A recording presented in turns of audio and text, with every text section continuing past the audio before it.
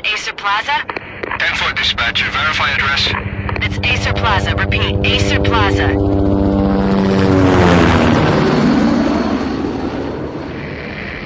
Shots fired on the rooftop. An assault in progress at Acer Plaza. Repeat, an assault in progress.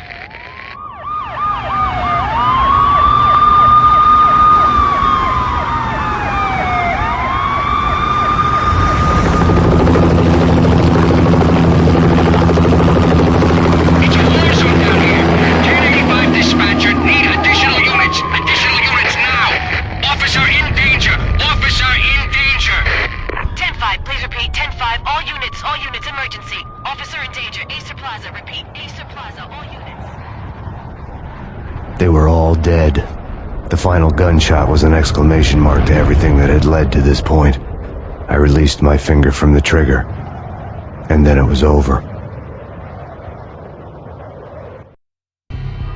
To make any kind of sense of it, I need to go back 3 years. Back to the night the pain started.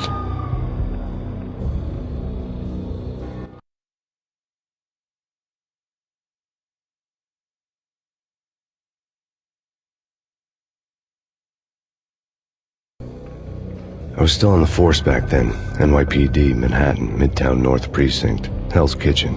So when are you coming to work for me, Detective Payne? You'd make me work undercover in some hellhole. Sorry, Alex.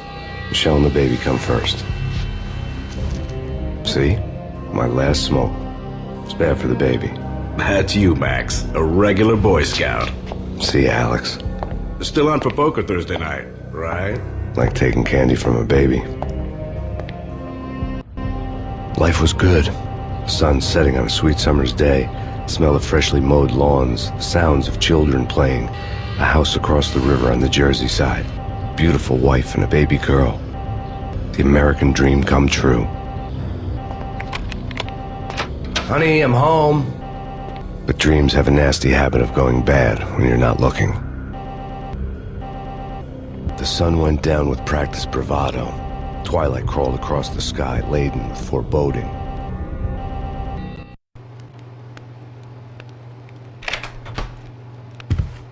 Michelle, honey, anybody home? I didn't like the way the show started. They'd give me the best seat in the house, front row center.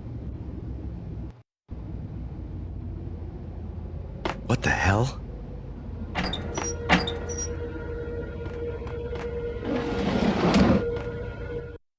Something ugly had been tattooed on the wall, a map of things to come. It was a poison syringe, a magic tag full of diabolical meanings.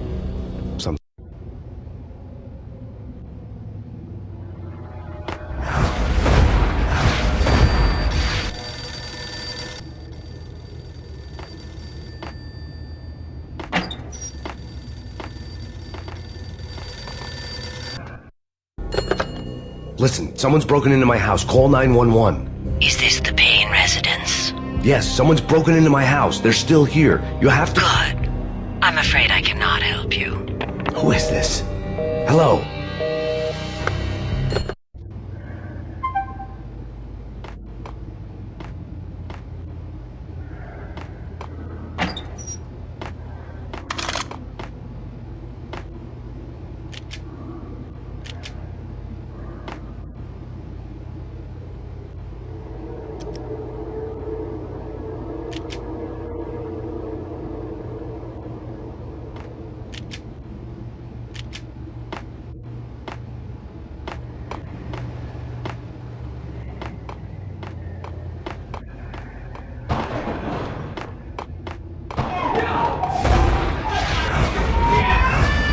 Michelle! No!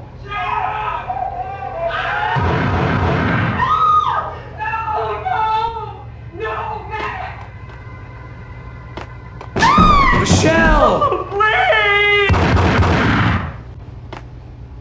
I'm gonna hurt you! I'm gonna hurt you! It's coming. Freeze! NYPD, drop It's it! coming! It's coming! I'm gonna hurt you. No, please, God, no.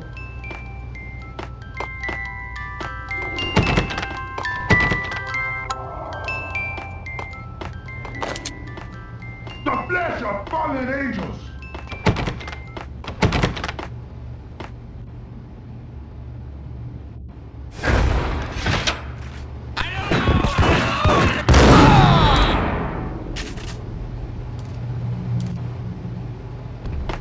No, no, no, God, no, please, Michelle. Oh, baby.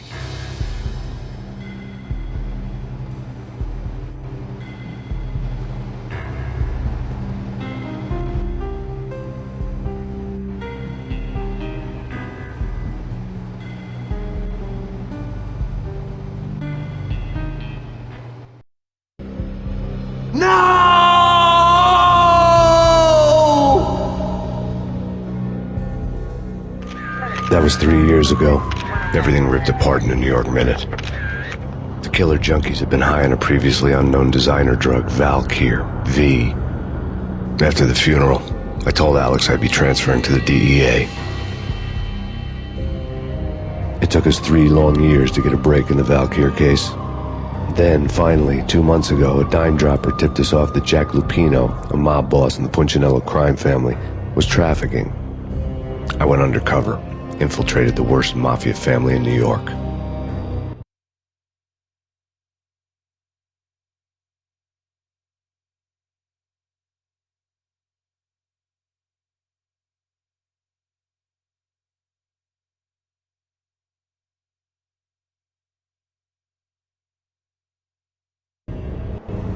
I came in from the cold and the dark.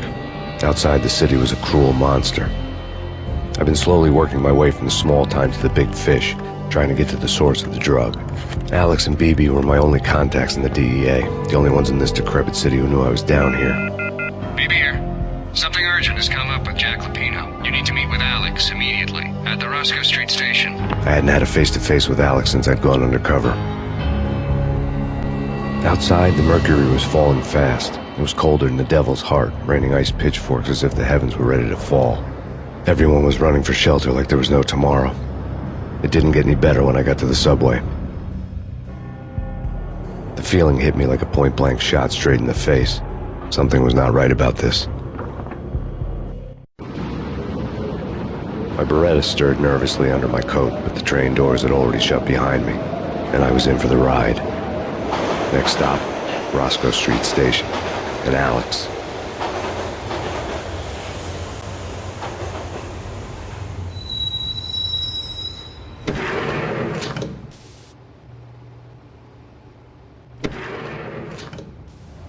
The station was drenched in gloom.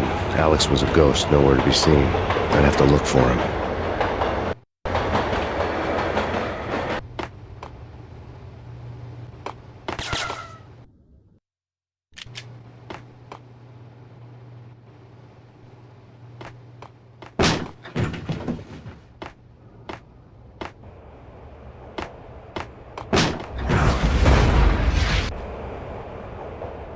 Death was in the air at Roscoe Street. I'd have to find Alex fast.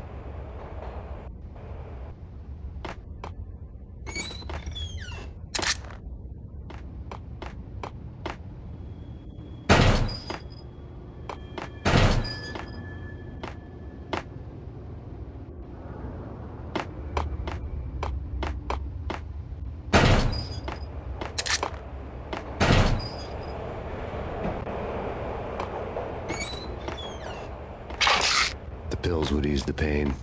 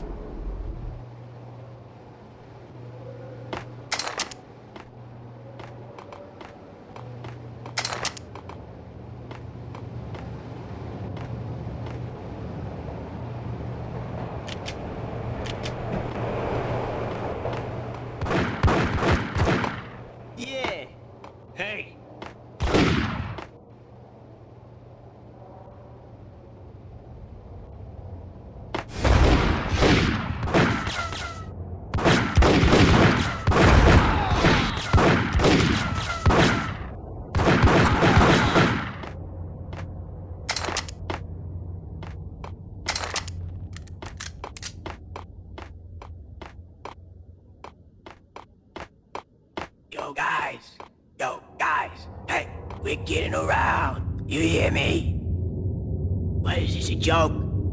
Hey! Anybody? Answer me! Hey, you!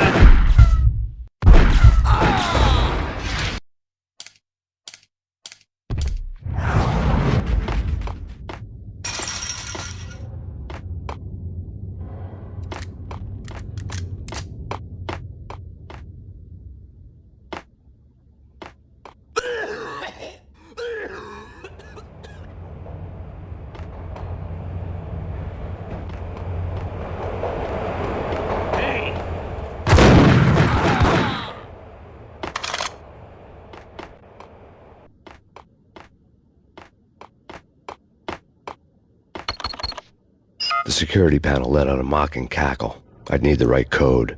You're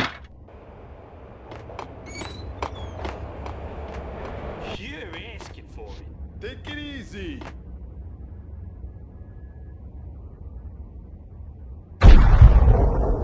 Hey!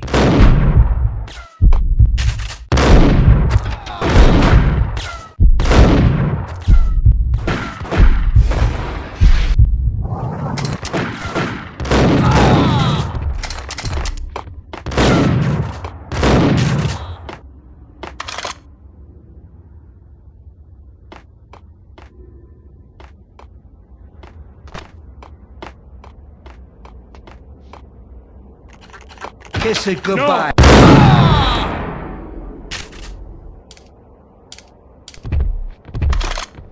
You saved me, man. What's going on here? A massacre. These armed thugs just appeared from nowhere. We need to get help. I can make the call from the control room 1 floor up. Can you take me there? Sure. Sounds good.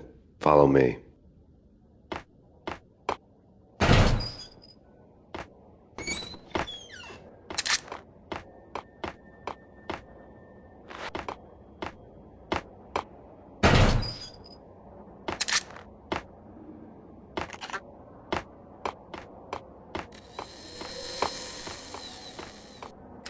The power to the rail had been cut. I'd have to get it back on to get the train moving.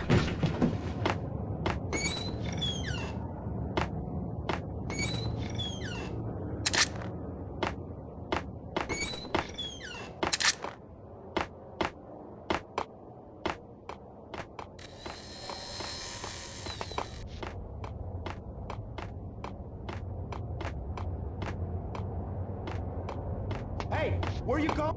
Hey, where you...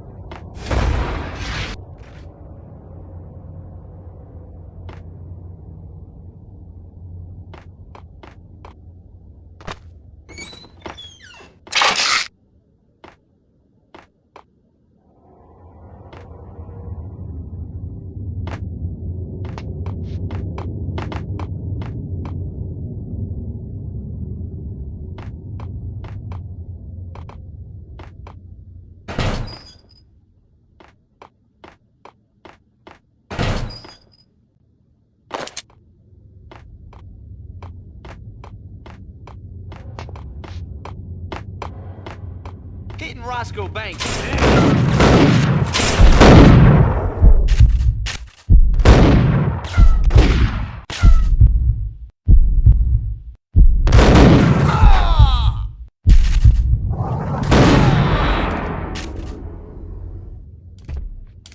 The gate was locked. I would have to find another way to get to the tunnel.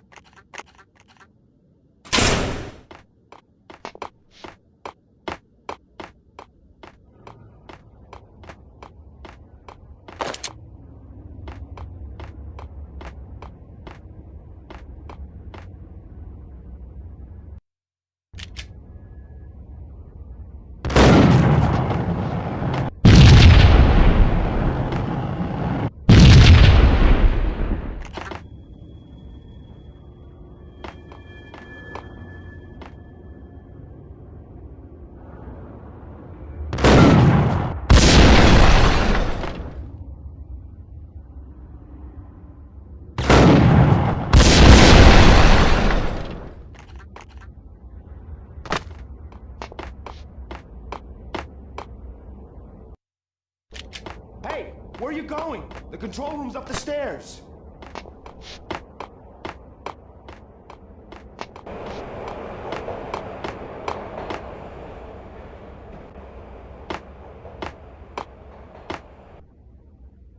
Home free. This way. Hold Look out!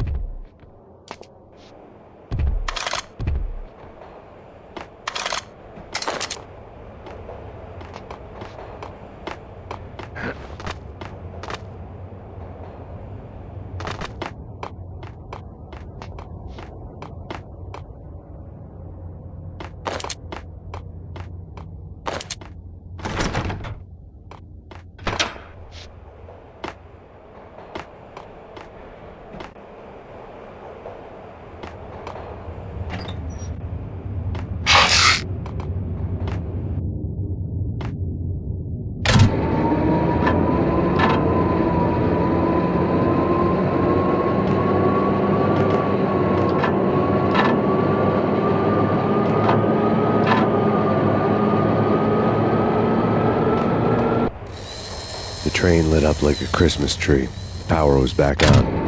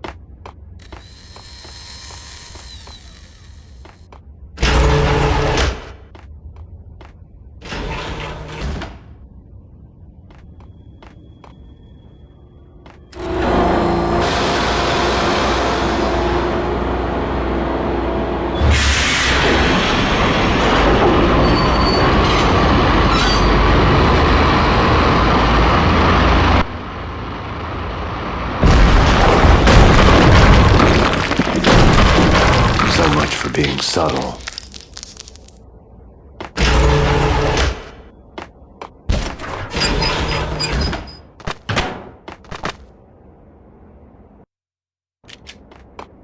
What the?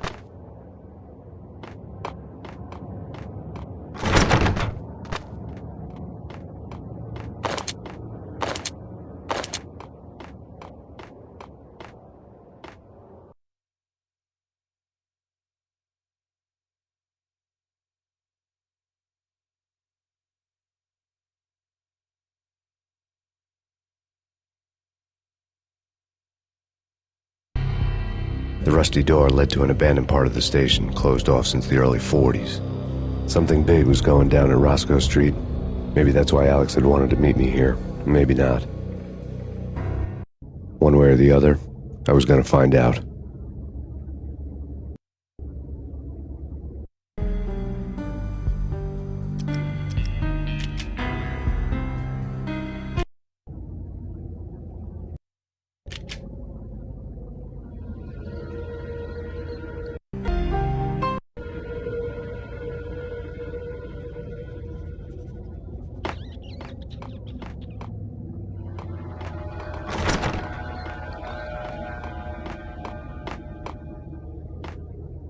What is that?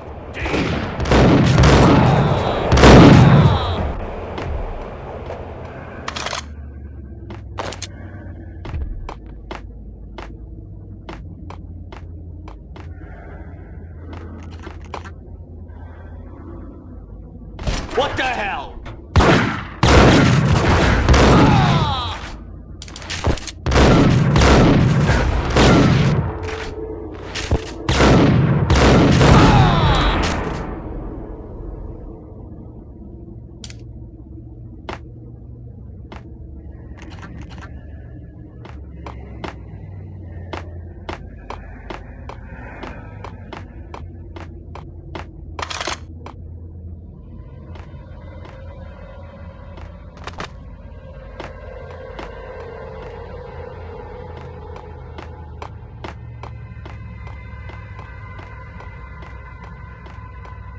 Like Lapino.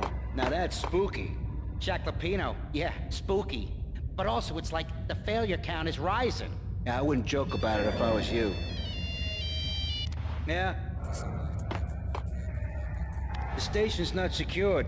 Someone decided to play hero upstairs. That's all we need.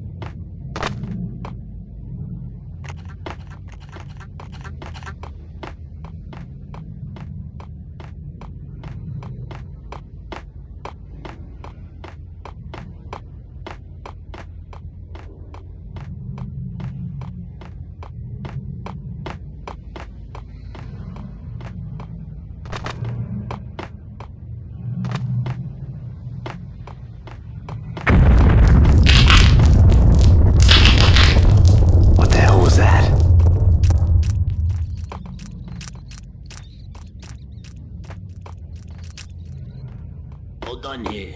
Give me the detonator. What are you talking about? The detonator. I thought you'd bring it. You were supposed to bring it. Yeah, right.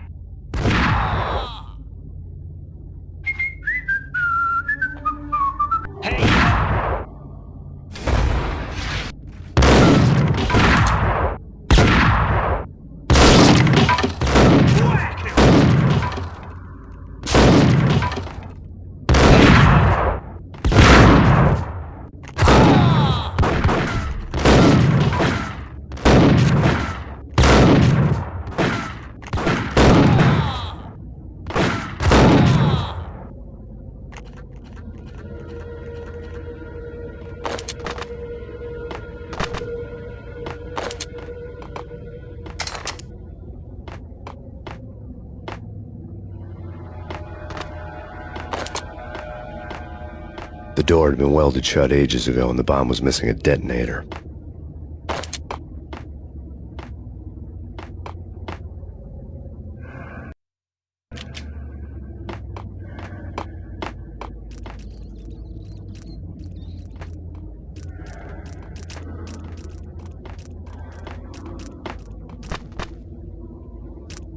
Okay, fellas. The police are on their way. New York's finest are gonna be here soon. So stick to the plan. We've got our own private exit route. In and out, do your thing. Wham bam, thank you, man. Got him down!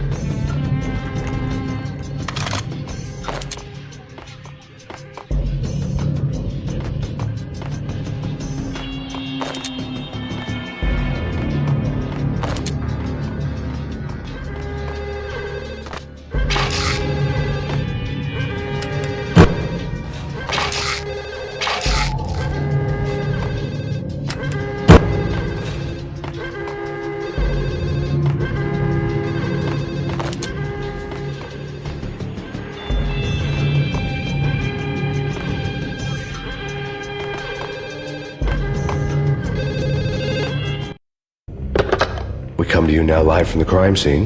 Who is this? Right back at you. This is Deputy Chief Jim Bravura from the NYPD. You are to cease your criminal activities and surrender immediately. Sure thing, Jim. Me and the boys have been talking and everyone's real sorry. They'll never do it again. Who the hell is this? Being placed at the scene of a bank robbery wouldn't have tipped the odds in my favor.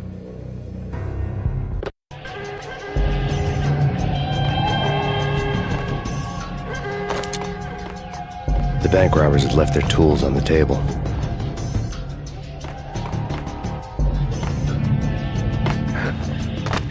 Judging by the detonators, the crooks had bought enough explosives to send Lady Liberty into orbit.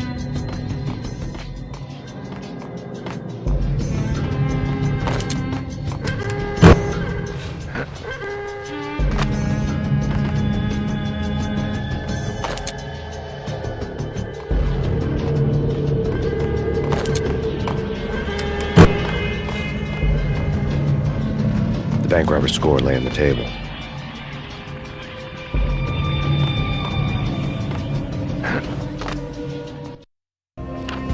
The bank robbers had been after Acer Corporation bonds. The Acer success story had recently been on every channel and on the cover of every magazine.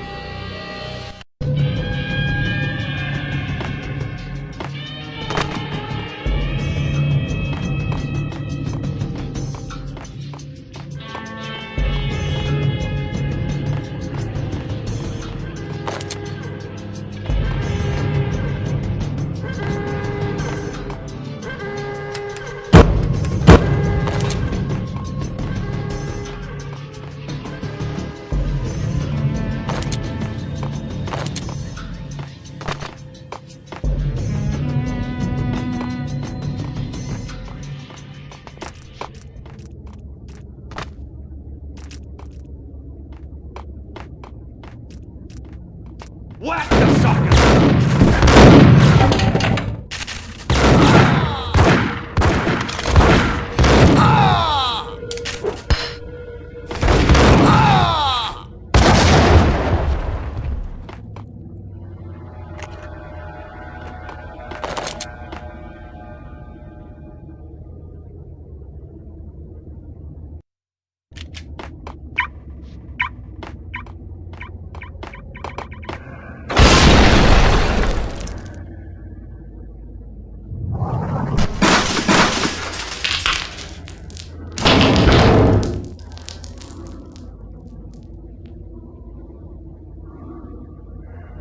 Hold it!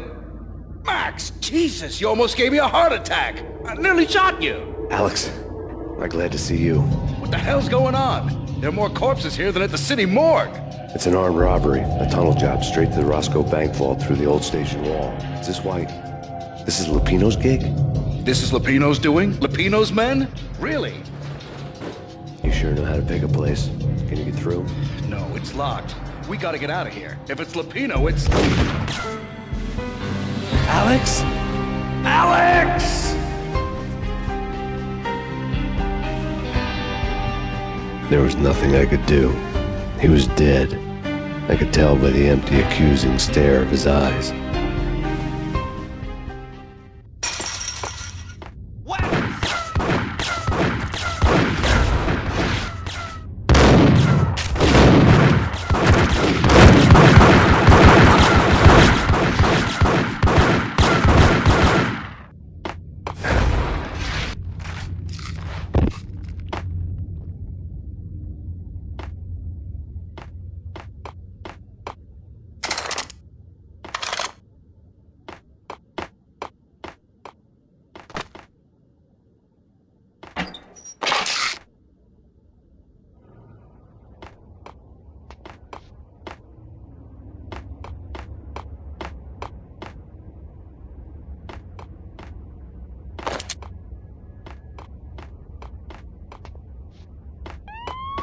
Let's get the hell out of here! We'll be fine. Just take it easy. I'm allergic to sirens. We gotta get moving. Shut up, okay? Get him down!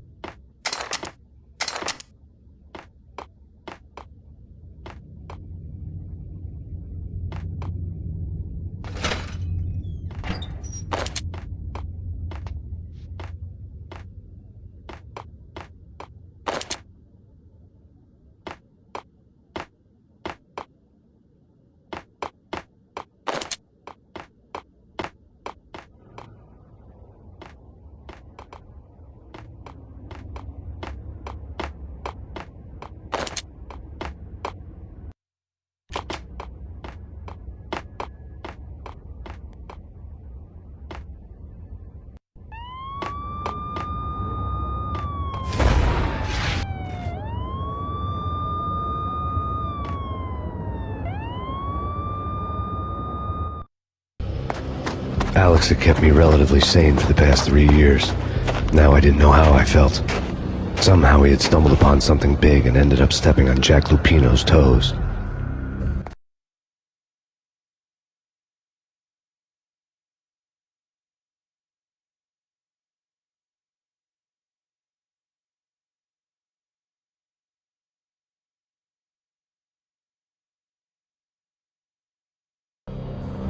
Lupino ran his racket of sex, drugs, and contract killings from a sleazy hotel in a slum block of tenements.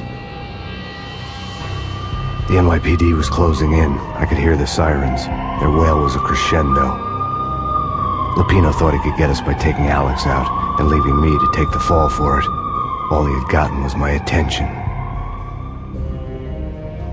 I went for the hotel first. It was a sad old thing with flickering lamps and faded colors, cheap mobster punks and tired-eyed prostitutes. I walked straight in, playing at Bogart, like I'd done 100 times before. The place was run by a couple of murdering mobsters with shark smiles. The Finito brothers. Ladies and gentlemen, it's the pain in the butt. Pain to the max. You're killing me.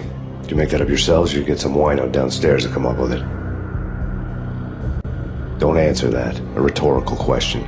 I got something for the boss. Lupino around? That kind of depends on who's asking. A friend or a junk squad plan. Don't answer. It's one of them, how do you put it, rhetorical questions. Lupino ain't here, but he says bye. Lupino wasn't in his cheap hotel. Instead, I ran into the Finito brothers. Lupino. My cover had been blown. The door slammed shut behind me. And then I was dodging bullets like raindrops. Pain in the butt. Ha ha! Pain to the max. Junk squad pig. Got a ticket to Marble City for you. Eat first and lying down. Swing it.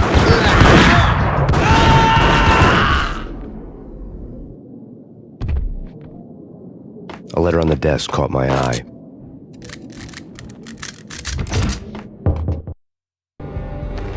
I had met Lupino only once. The gangster ran all his rackets through his right-hand man, Vinny Gagniti.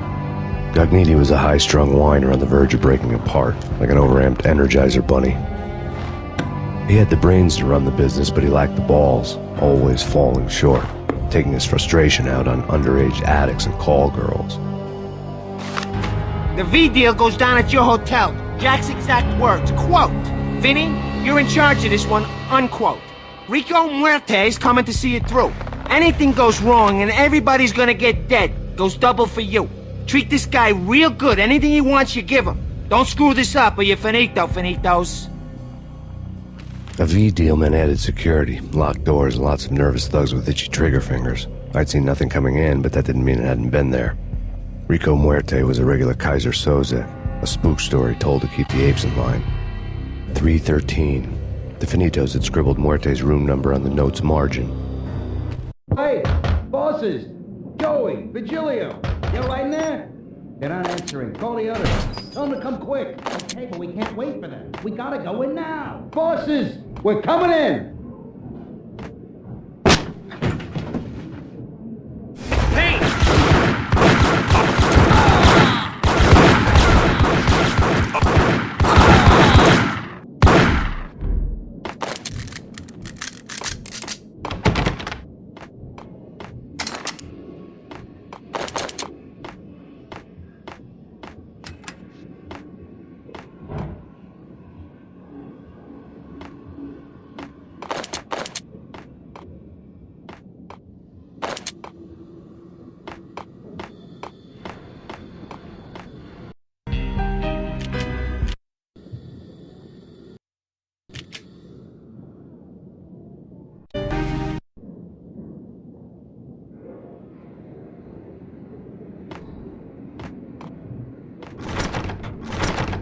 Getting out was not going to be easy.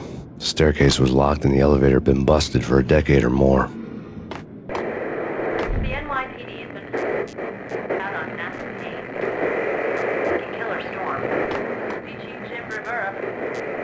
Take whatever steps necessary. Here stated that Valkyr represents. The NYPD has been out on Max Payne. Killer Storm. VG Jim Rivera. Take whatever steps necessary.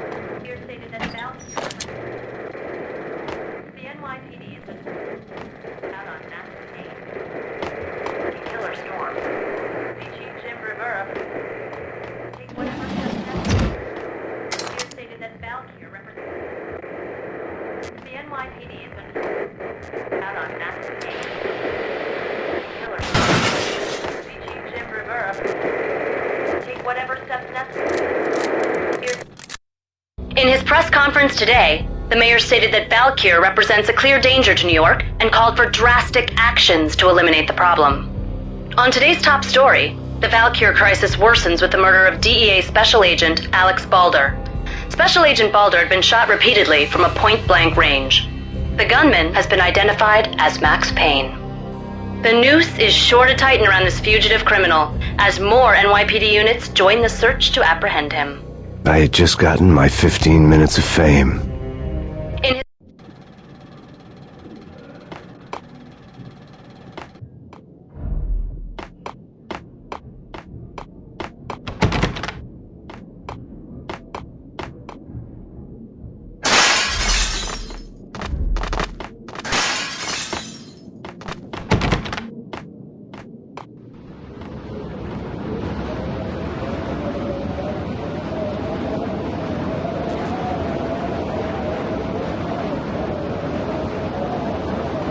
Yeah, something's wrong with the bosses. Payne's there and they're not answering. Let's go already. Payne's gonna pay in spades. Hold it.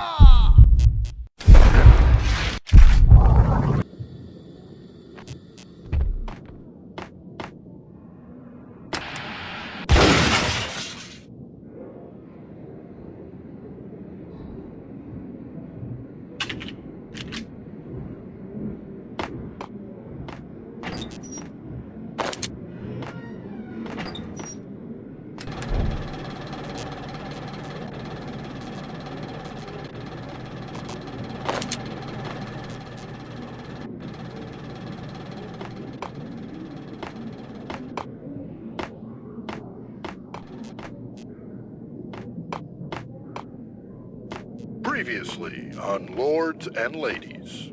Lady Amelia, Marquis Valentine asks for an audience. Thank you, Lawrence. My lady. My lord. And now, an all-new episode of Lords and Ladies, brought to you in part by Acer Corporation.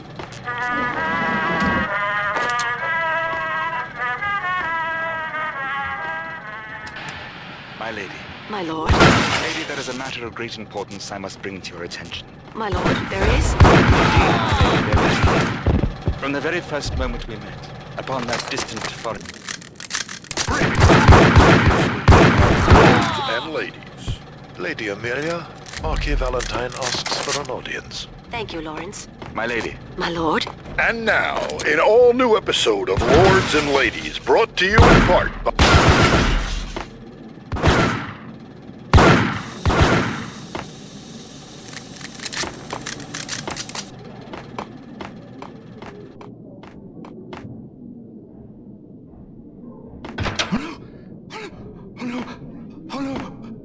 V-head junkies could go off without a warning. I had to be careful.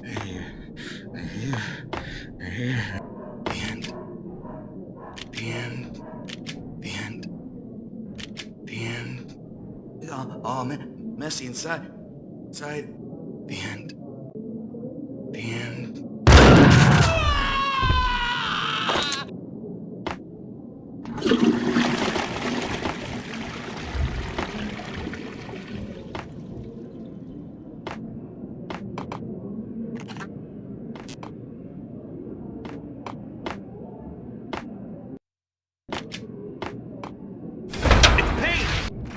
Whack the sucker!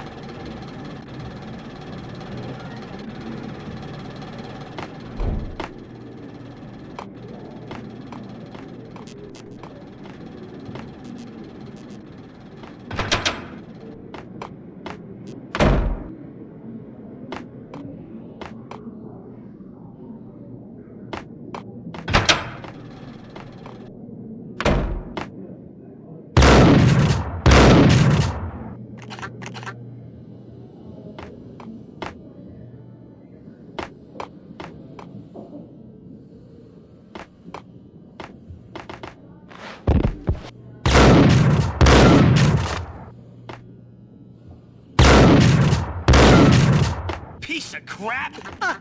Oh, careful, it might kick back. Dee-dee-dee-dee-dee, killer vending machine. You talking to me? Tough guy, scary.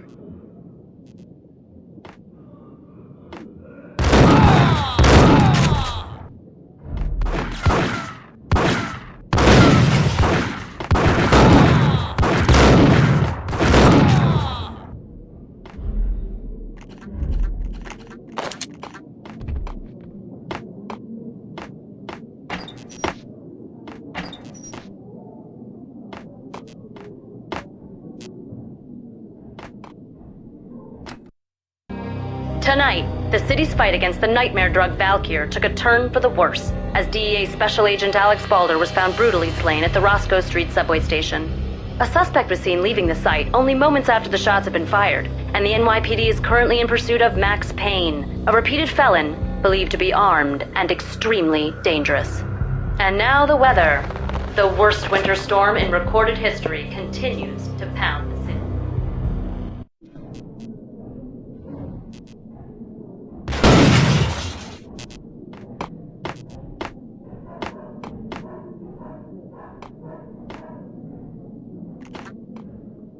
This party had been dead for a while. I couldn't say I was sorry I'd missed the show.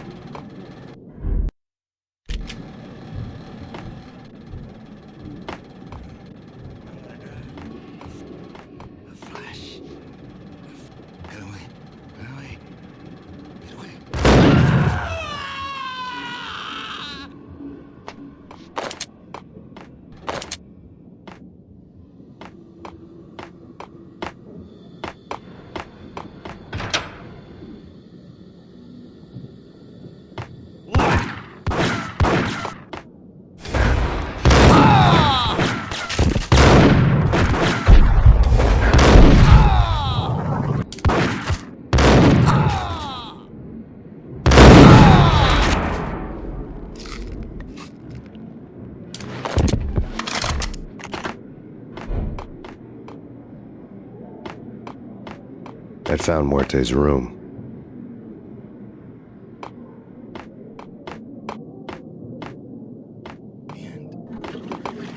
What the hell?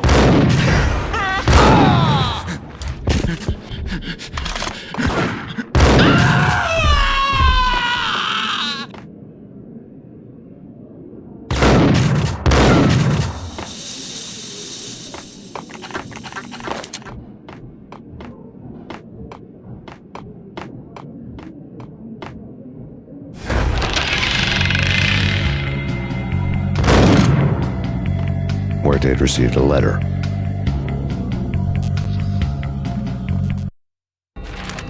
Our investigation had turned up nothing to link Angelo Punchinello, the head of the Punchinello family, to Valkyr.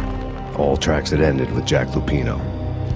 The letter in Muerte's room was signed by the Don himself. It was the first hint that the Kingpin knew what was brewing inside his syndicate. The trouble you got into after the Chicago screw-up. The Punchinello family bailed you out. You have been waiting for a chance to pay us back. One of our trusted boys has a monkey the size of King Kong on his back. And we need your special skills for backup on a major deal. Collecting evidence had gotten old a few hundred bullets back. I was already so far past the point of no return I couldn't even remember what it looked like when I had passed it.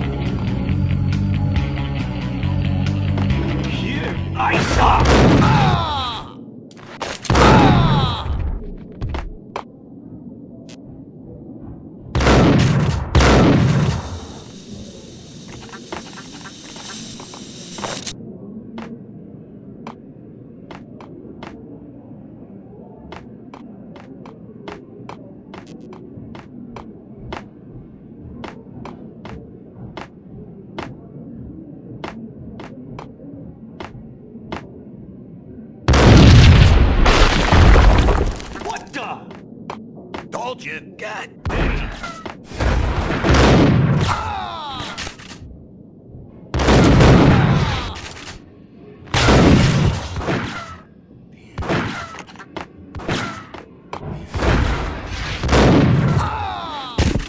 It's coming. It's coming. What?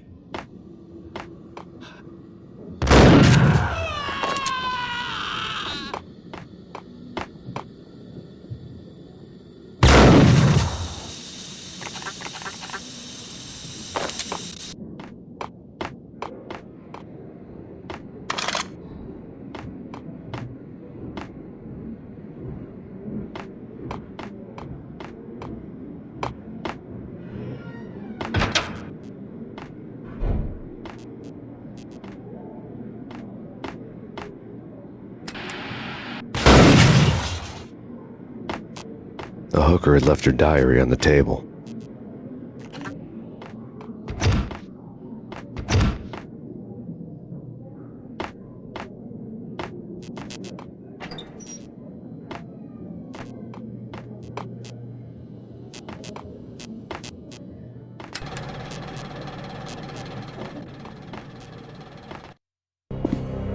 The diary belonged to a hooker named Candy Dawn. The read would have made a vice cop blush.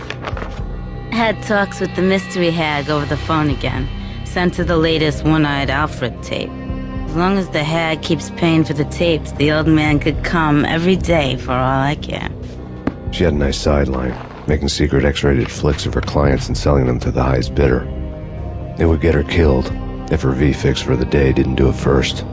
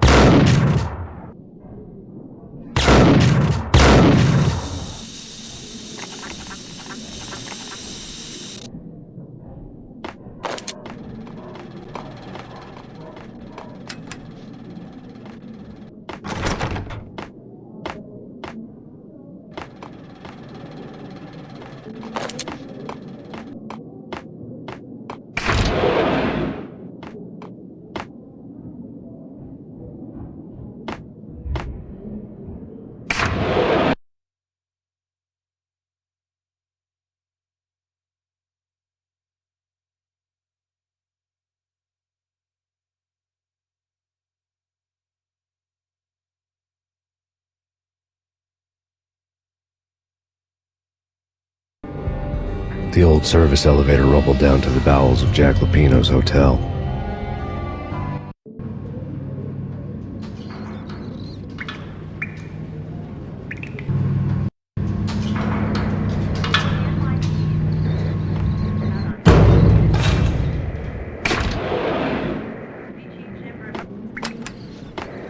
It was freaking crazy. There!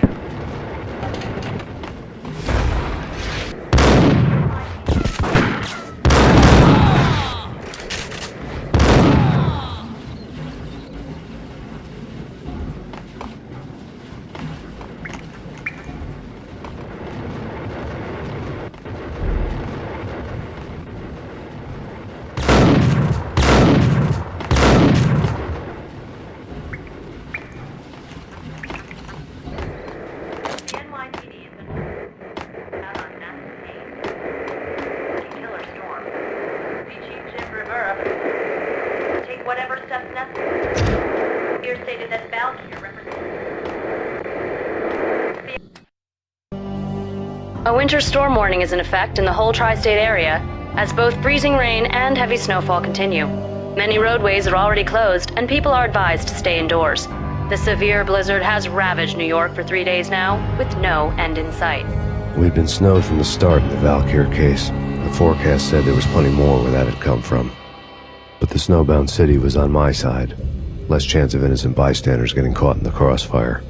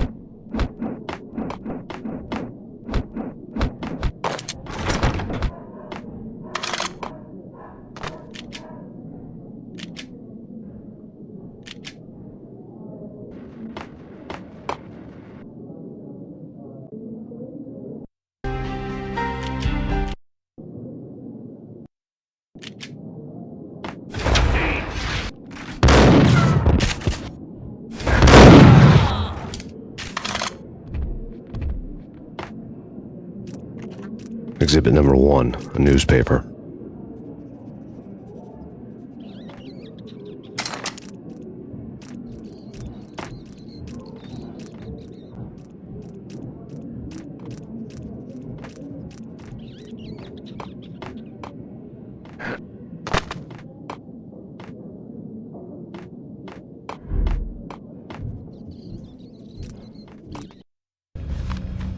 A dead man tied to a chair lay on the boiler room floor.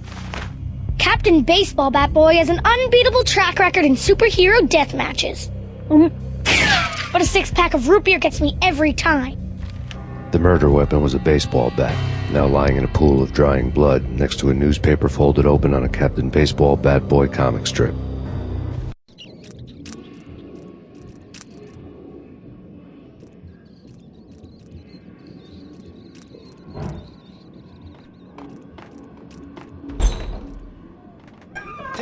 vampire movies. Why are they always set in L.A. or Mexico? They can't... Get him!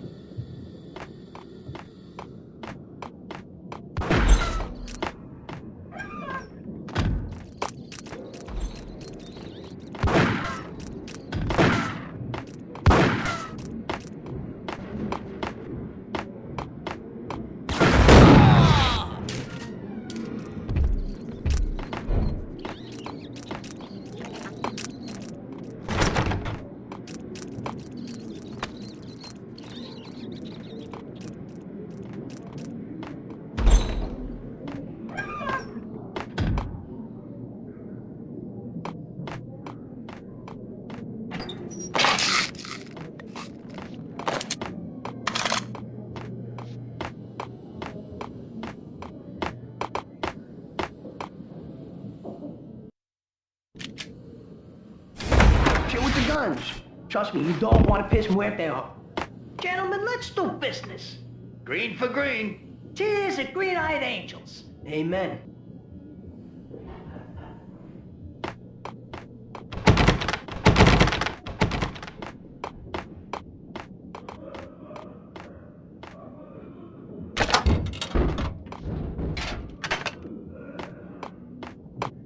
I needed a key to get past the locked door.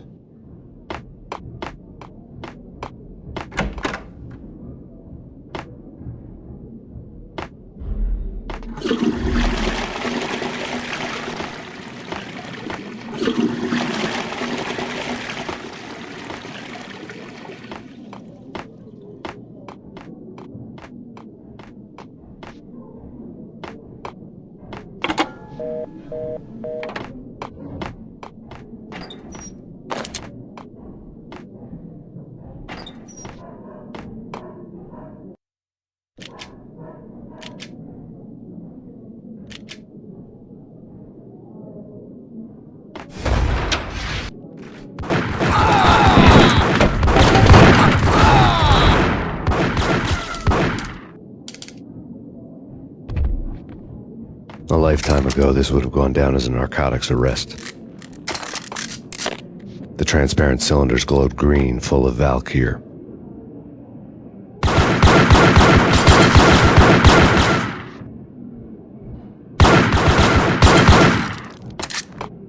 There was a key on the table.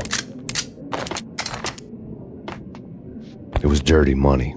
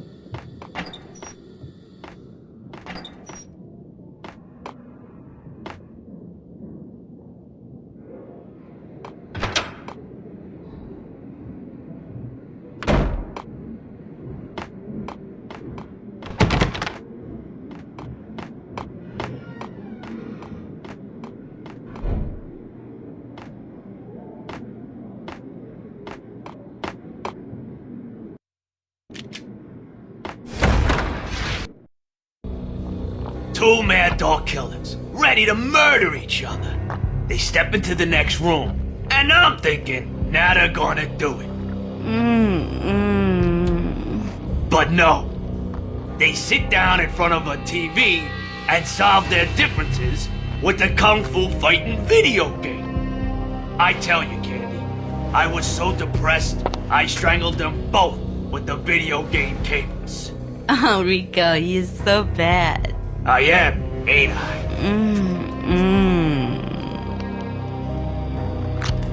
Rico Muerte, big-time hustler. Who the hell? It's that cop.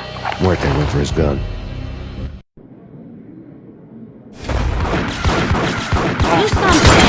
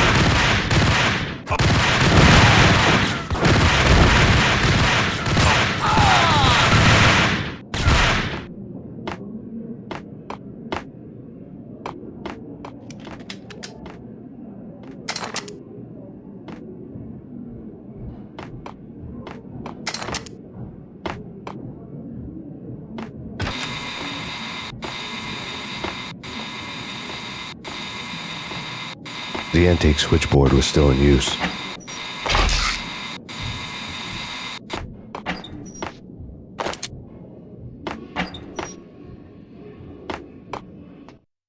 There was an old telephone switchboard in the back room of the reception area, the kind that made phone tapping child's play.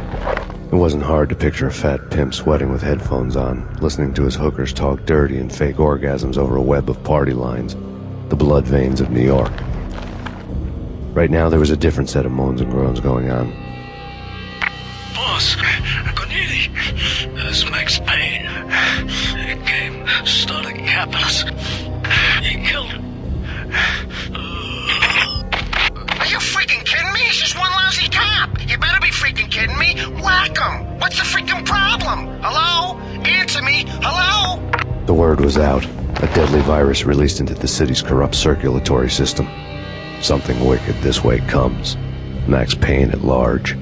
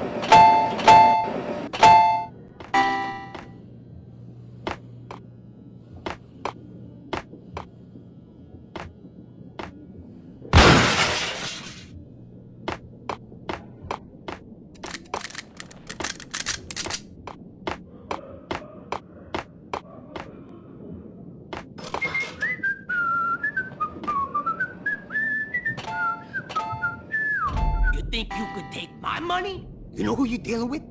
Huh? Do you? Do you?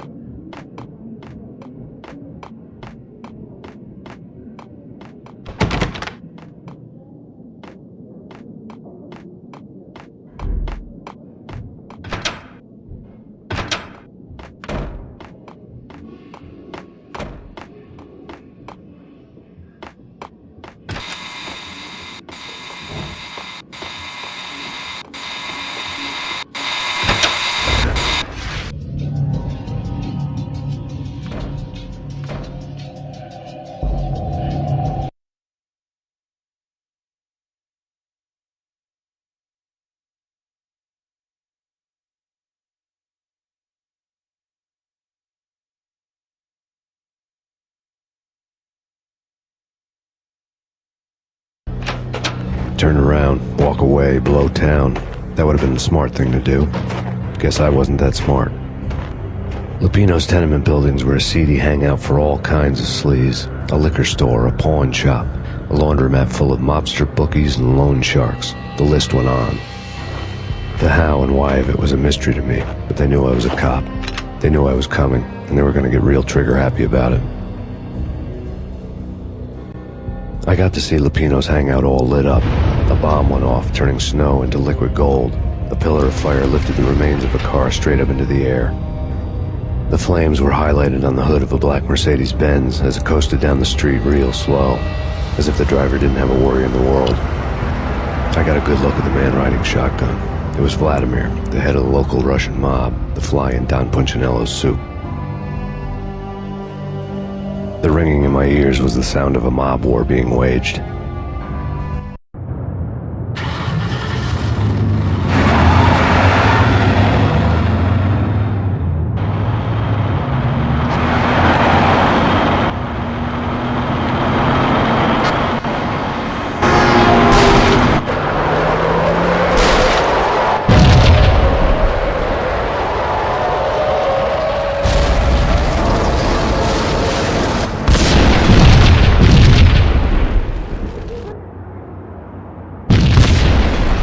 Exploded inside the closest slum building.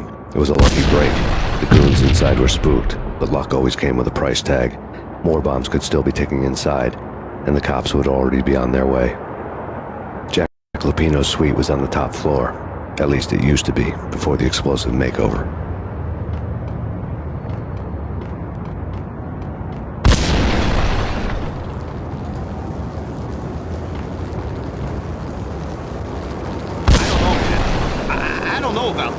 Quit worrying, eh? Think of it as Christmas. The Russians are with Santa.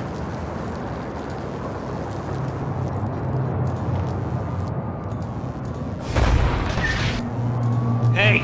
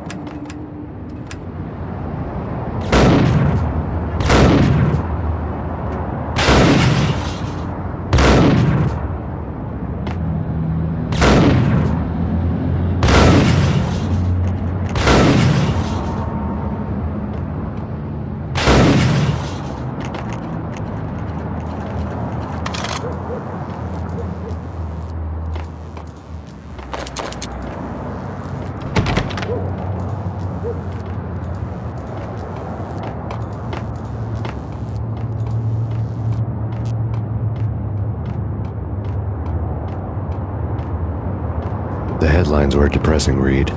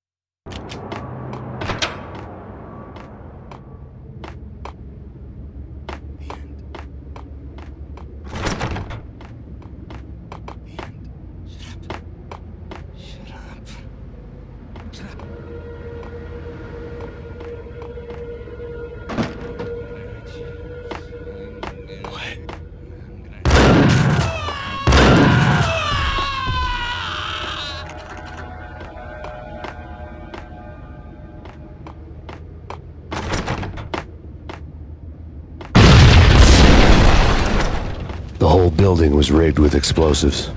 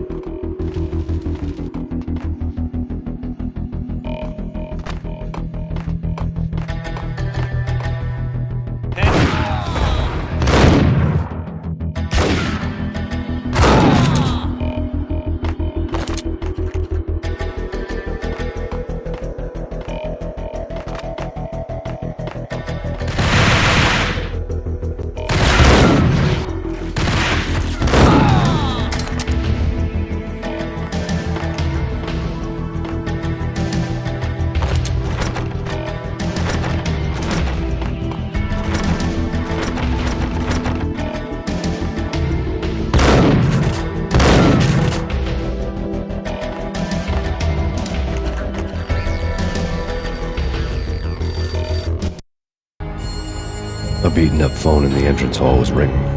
It could have been just a junkie in need of a fix, but it turned out to be something more sinister than that. Am I speaking to Mr. Payne? Who wants to know? My name is Alfred Wooden. You must hurry. The police are on their way.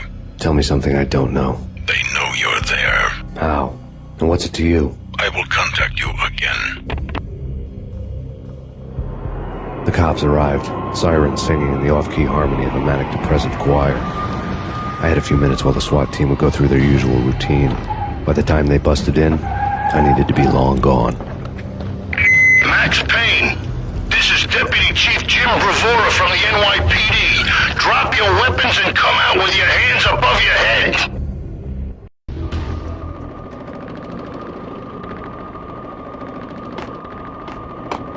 You're asking for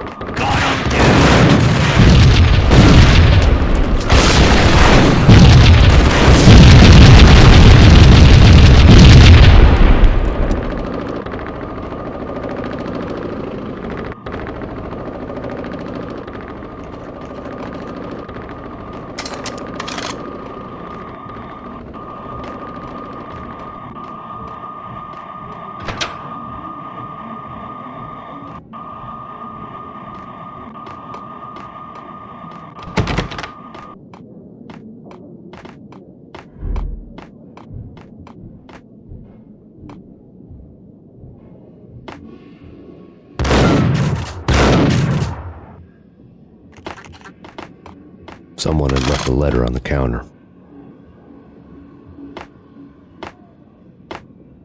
There was a key on the shelf.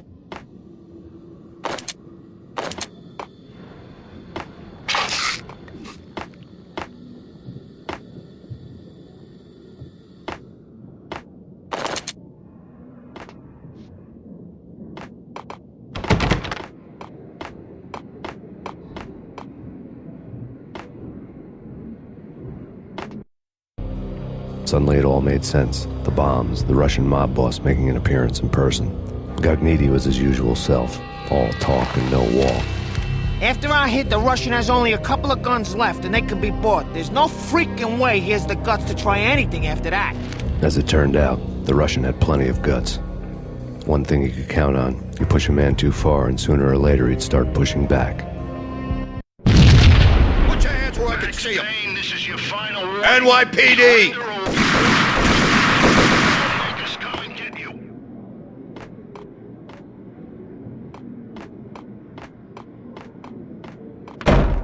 Hey, yeah.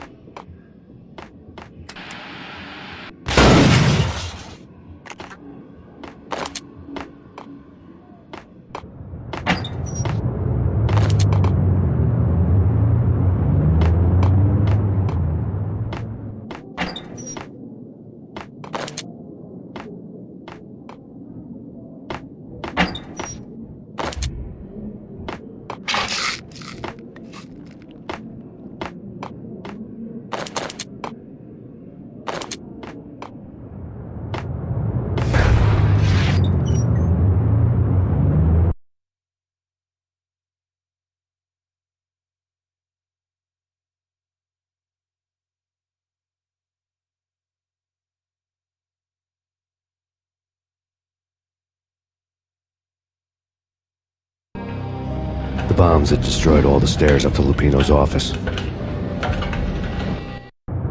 The alternate route led there by way of adjoining rooftops.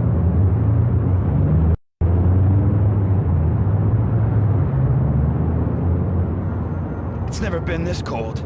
Never ever. It's like the sky's falling. Yes, sir. It's the end of the world as we know it. And I don't feel fine. I don't feel anything. Not a thing. I'm freezing my butt off.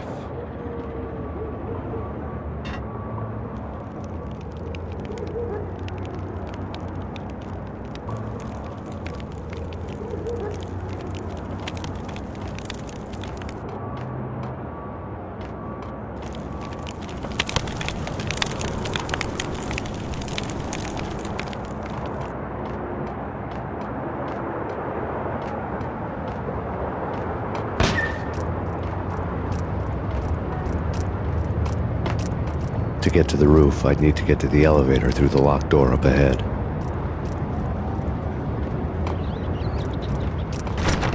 Pizza delivery. Never seen you before. Buzz off, Joker.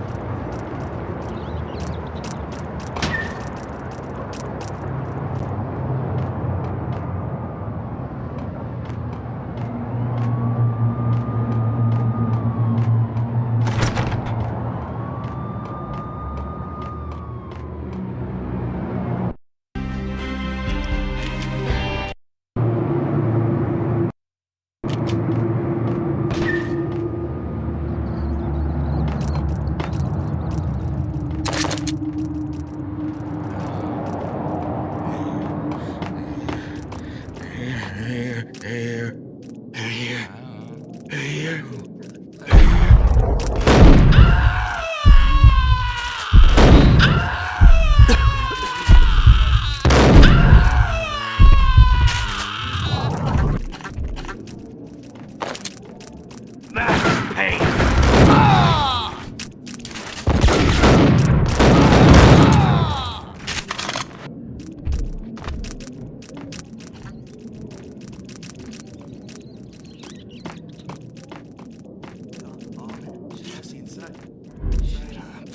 Hey, yeah.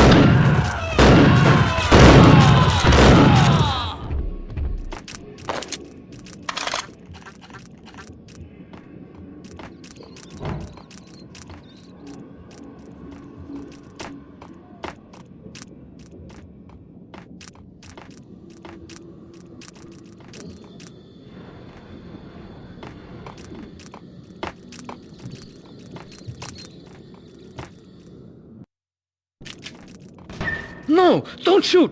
You know the clowns at the laundry? Me? No. You're no good to me then. What? No, the laundry, yeah. I know him, yeah. Get me in there. Okay.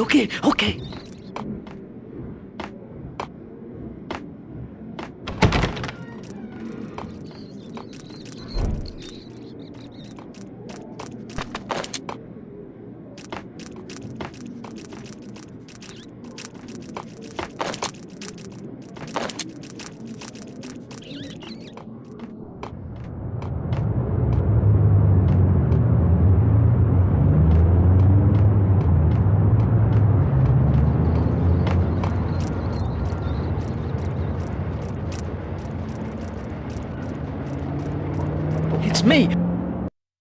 Not so fast. The password. John who?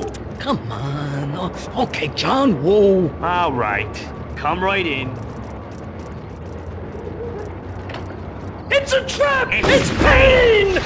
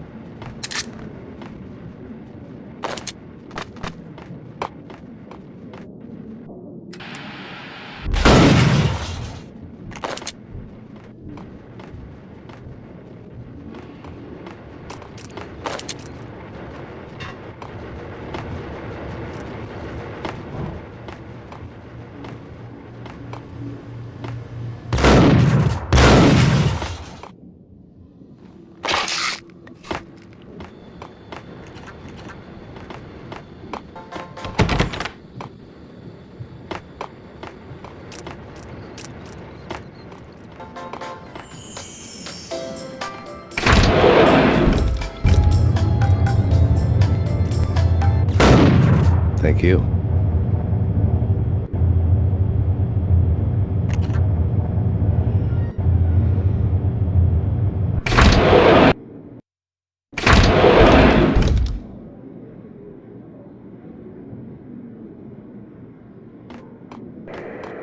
The NYPD has been out on Max Payne. Jesus, I'll be on the freaking second. Hold on. Be out soon. Here stated that Valkyr represents... The NYPD has been out on Max Payne. Take whatever steps necessary. Here stated that Valkyr represents... The NYPD out on Max Payne.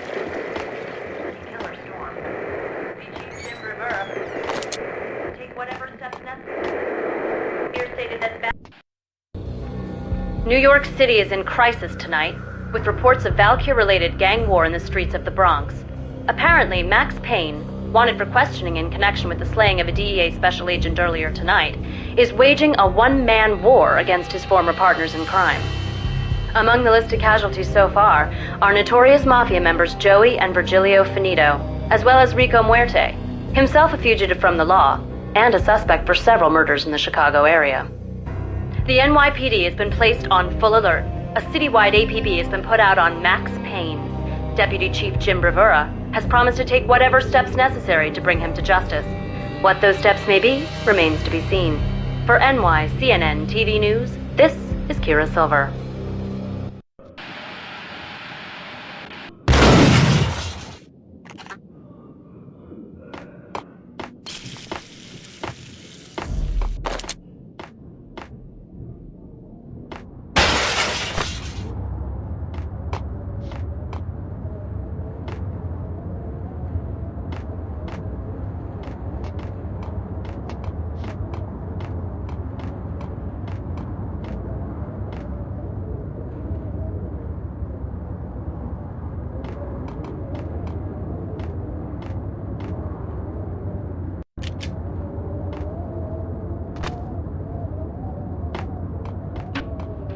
This week on Address Unknown.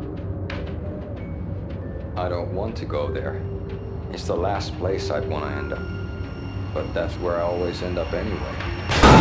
Only, it's not me, the pink flamingo, but someone who looks the part down to the point. Except that he's evil. I'm hiding in the shadows, watching it all unfold. The flamingo speaks. He can speak here. It says... Mirrors are more fun than television. That's... mirrors are more fun than television. Somehow I know this, just don't ask me how. And I, not me, but my double, nods and smirks at this, like it was the funniest thing in the world. And then something goes wrong, and suddenly they know I'm there, hiding behind them, and they both turn to look at me with cold eyes. And the flamingo speaks again.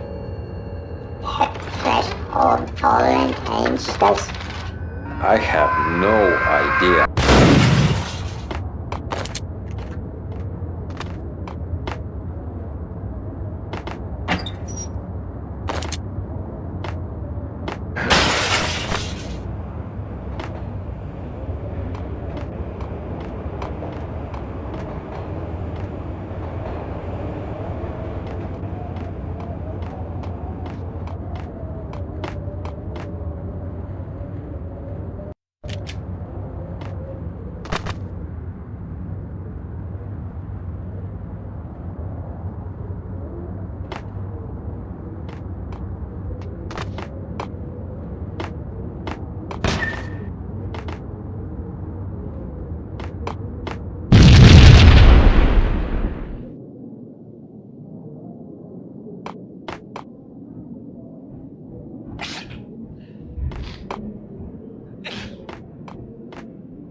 Red, blue, or green? It's always red or blue in the movies. So, green? No, not the green.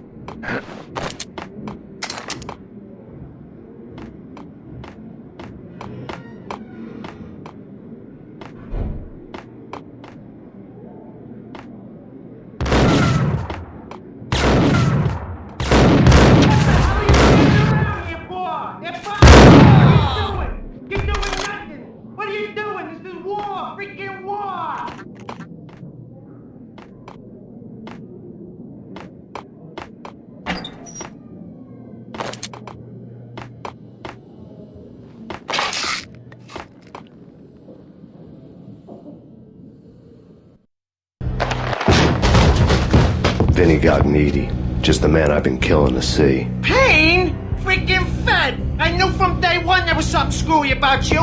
What do you think you're doing? You're a freaking cop. You ain't got squat on us. You can't just come in here waving your piece like it meant something. Yeah! Oh my God! Oh God, you shot me! Ah! You're dead, Payne! What the hell are you waiting for, you apes? Kill him! Kill him! With pleasure, boss. Gognitti bailed. I made like Chow Yun Fat.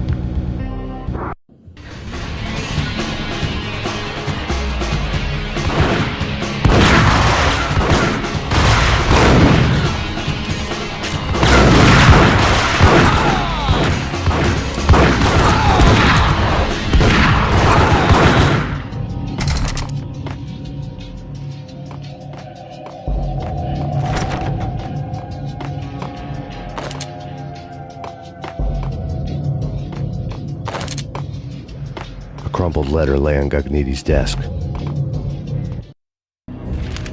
The letter was addressed to Don Punchinello, but Vinny had never had the nerve to finish it.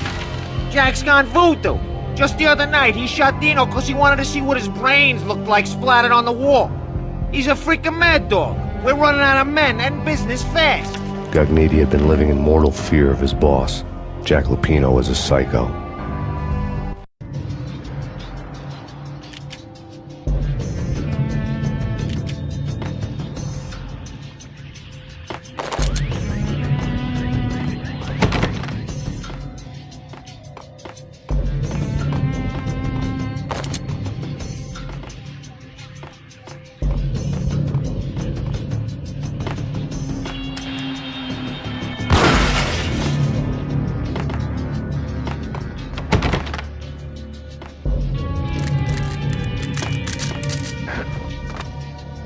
Vinny Gognitti was running scared. He could run, but with a bullet in his stomach like a broken bottle of Tabasco, he was quickly running out of time. He knew where his boss was, and I wanted to square things up with Jack Lupino. Gognitti would be moving fast. I don't know about angels, but it's fear that gives men wings.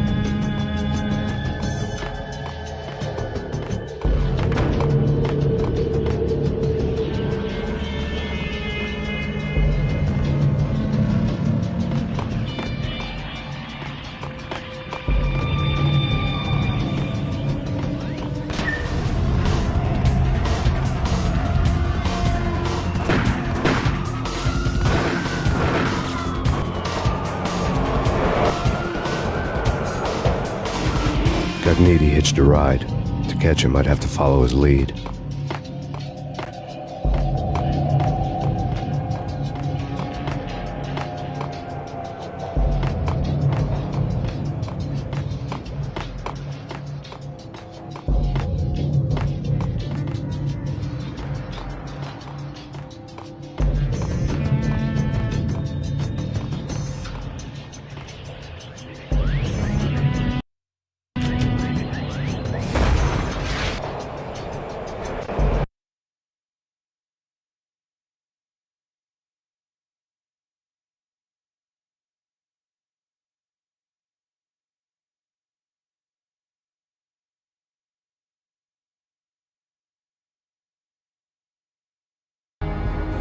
This was my second train ride of the night. The way it started didn't promise anything better than the last one. Freezing wind tearing at my face like sandpaper and razors, ice hard and slick under my hands and feet. And somewhere in the background, the wail of sirens, the city howling after me. New York sped by in fast forward. Dark rooftop water towers and a dead forest of antennas and chimneys, all a blur. When the train he was riding slowed down, Gognitti made his move.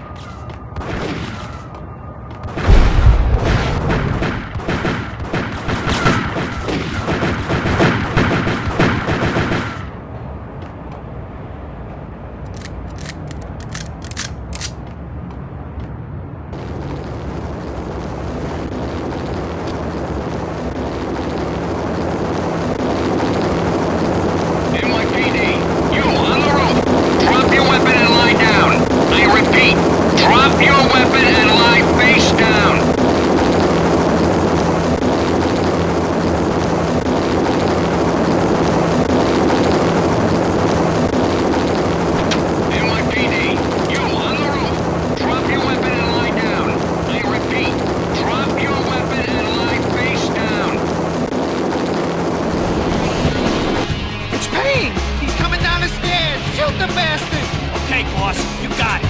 No problem. All right.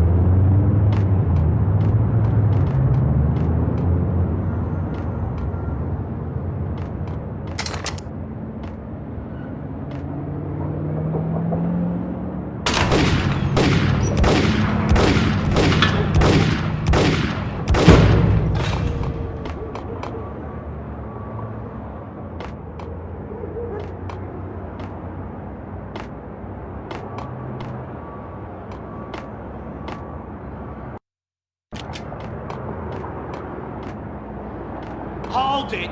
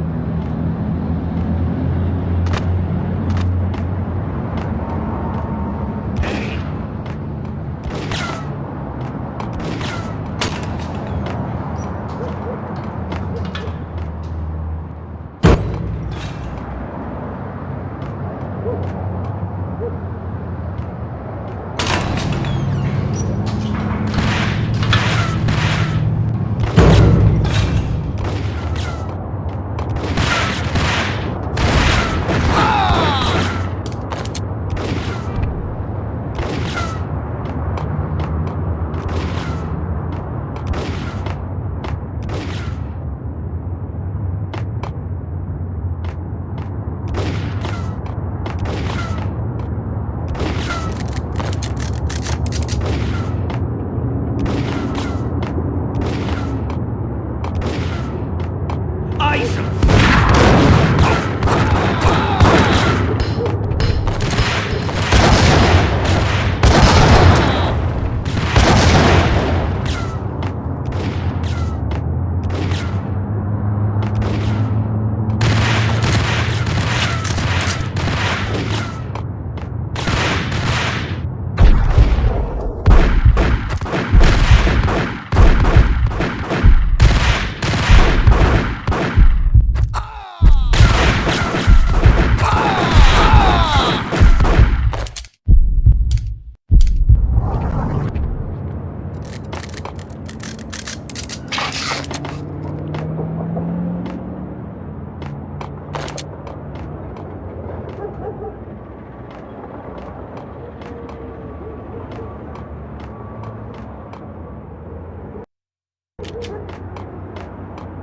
We're gonna be rich! Freaking rich!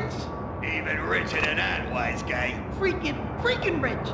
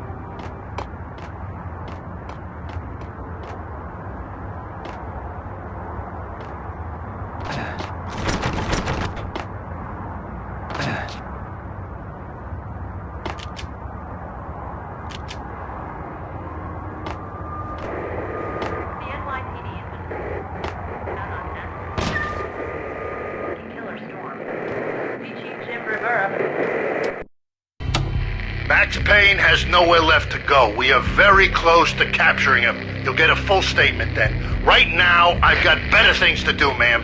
That was Deputy Chief Jim Rivera from the NYPD with no further comment at this time. Apart from his suspicious food habits, I figured Bravura to be one of the good guys. Fate had just dropped us on different sides in this. But when it came to capturing me, he was way out of his league. I had already ditched the cops a couple of rooftops back. For now.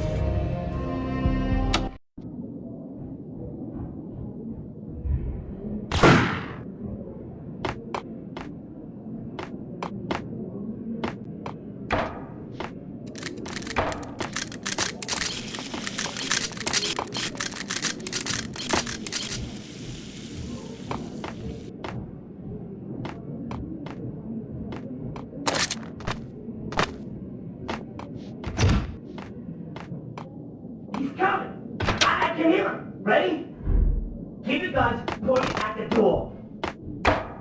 Okay, this is it. Any moment now, Payne's gonna bust through that door with murder in his eye. It's either him or us. I, for one, am gonna pump the SOB so full of lead, they'll need a forklift to carry the coffin to the grave.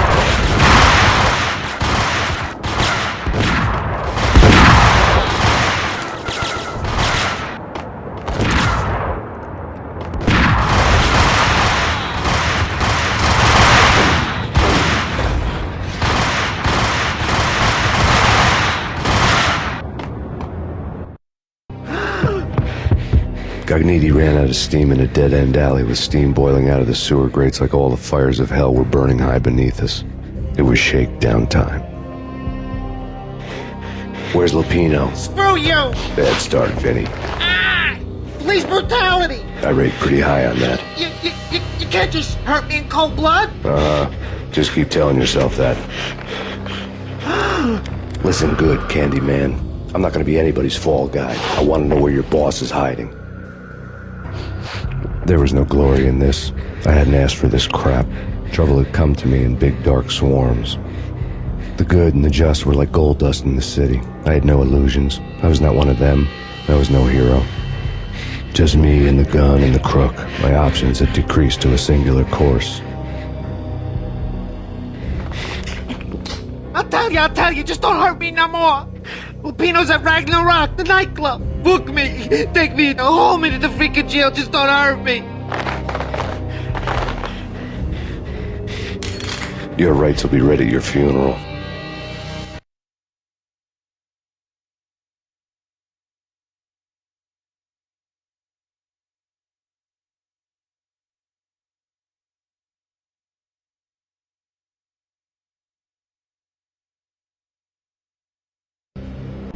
Ragnarok was Lupino's private nightclub, a den of drugs built into an old theater. I knew what waited inside. V-head junkies ready to explode in random acts of senseless violence, and Lupino's goon squad, the worst stone-cold killers this side of hell. Ragnarok was as inviting as a headache, flickering and flashing to a machine gun beat. The belly of the nightclub was a gothic theme park that began with bondage games and led to the nasty stuff from there.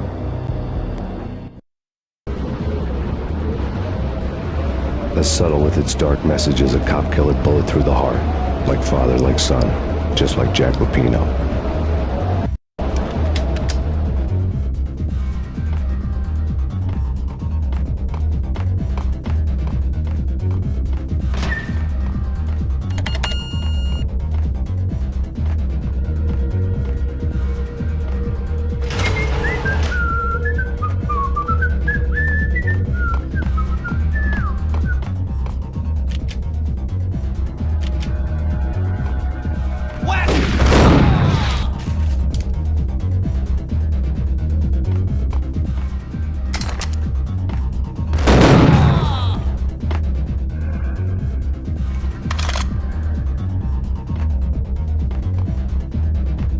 The book had never been a bestseller.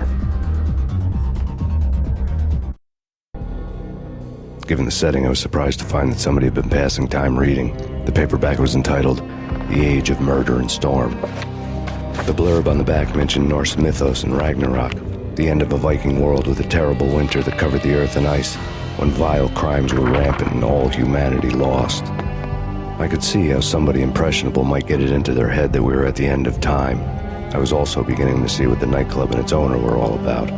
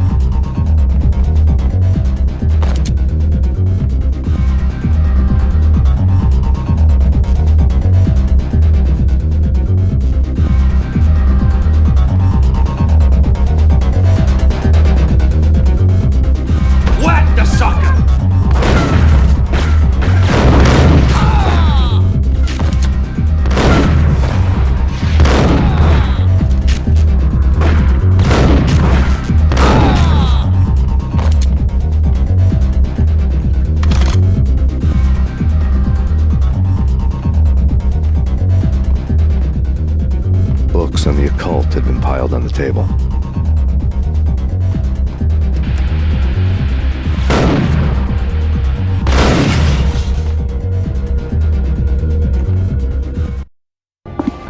The room was stacked with light reading, such as Necronomicon, Witchcraft, and Paradise Lost. Old exotic titles like Malleus Malficarum and De Umbrarum Reini Novum Portus. Most with pentagrams on their covers, all dealing with the occult and the infernal, lying between stacks of horror videos and a couple of Ouija boards. The only thing I could take seriously was the thought of Lupino taking it seriously. He had been spending a lot of time getting intimate with the guy downstairs.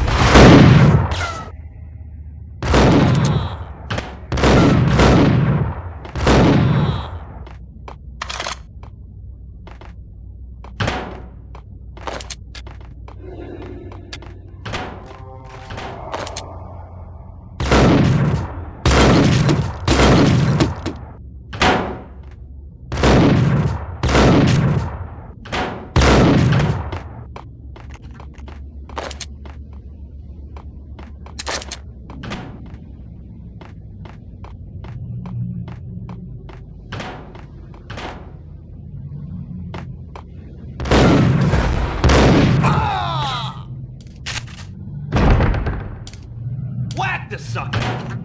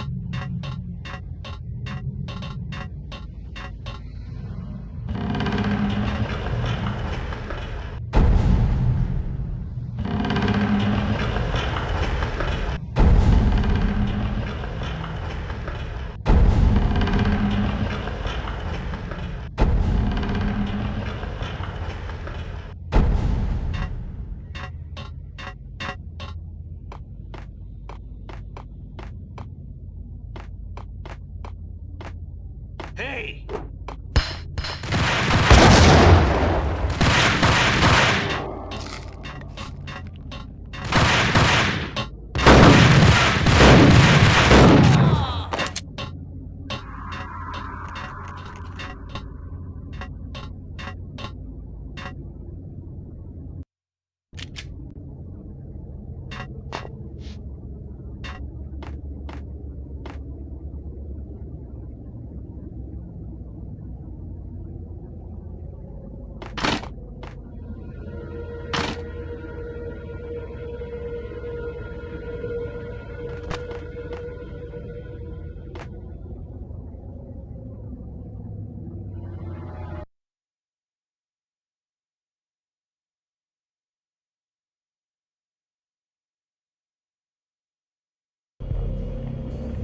The backstage area led to Lupino's inner sanctum. The hot air inside was like an invisible wall, thick with incense and something else, a sickly sweet smell that made you gag. This was the rotten core of the Big Apple. Lupino lurked somewhere ahead, like a spider at the center of his web, waiting. The vapors in the air started to make my head swim. Torn pieces of a letter lay scattered on the sofa.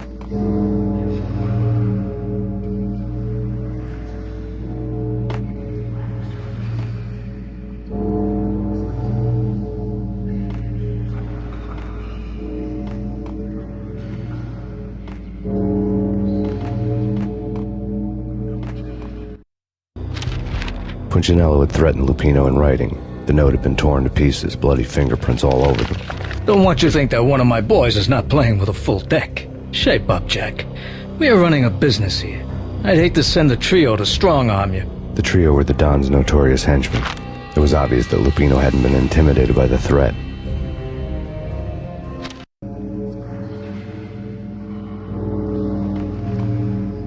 Lupino's notes covered the table.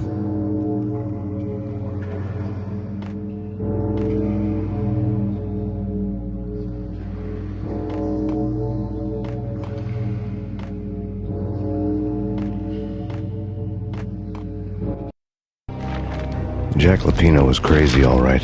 The table was scattered with notes of demented arcane nonsense written in rusty blood, a mishmash list of demons, devils, and dark gods evoked. Beelzebub! Asmodeus! Baphomet! Lucifer! Loki! Cthulhu! Lilith! Hela! Blood given to you all. He was after that old Faustian deal, your soul for power and fortune. Just sign in the dotted line with your blood.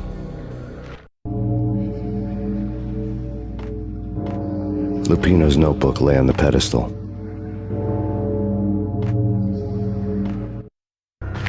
Jack Lupino was crazy, all right. Mythic wolves, let loose to devour the sun and the moon. Lupino is the wolf. I'm Mr. Beast, the big bad Fenris wolf. I'm the end of the world man, wearing the flesh of fallen angels. After Y2K, the end of the world had become a cliché. But who was I to talk? A brooding underdog avenger alone against an empire of evil, out to right a grave injustice. Everything was subjective. There were only personal apocalypses. Nothing is a cliché when it's happening to you.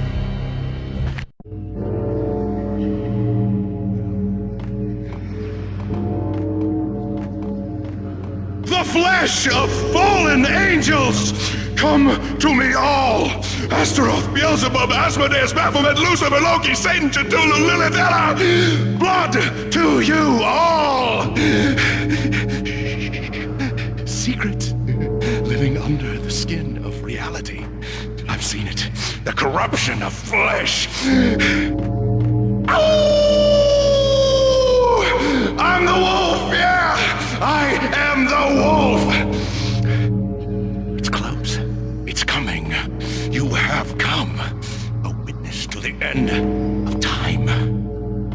It's now! I will rise to her side! I don't need the words! I'm beyond the words!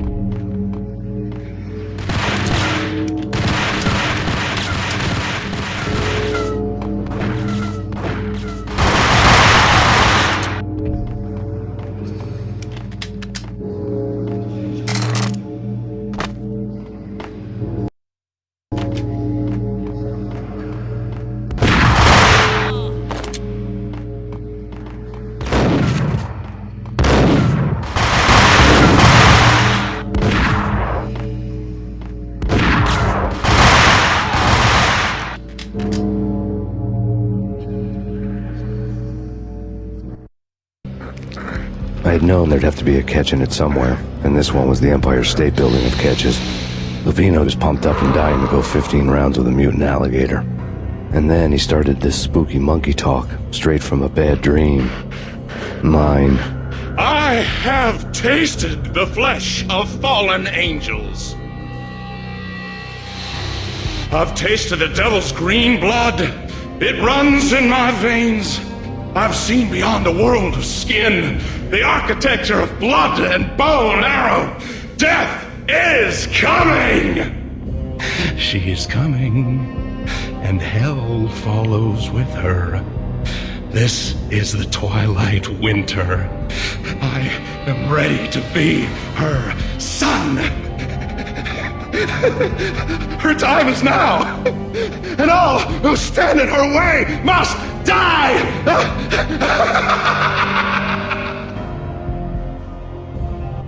Die! You'll die! You'll die! Now! All die!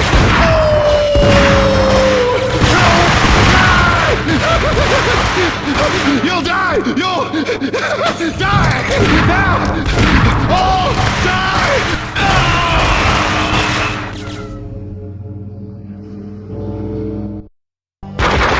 When Lupino finally went down, I wanted to make real sure he'd stay that way. V was a bad monster. Turned them into friggin' zombie demons from outer space. I think he's dead already. Huh? And that's when it happened. But dead or not, you've got the wrong guy. In stepped this knockout femme fatale, holding a gun to my face. I returned the favor.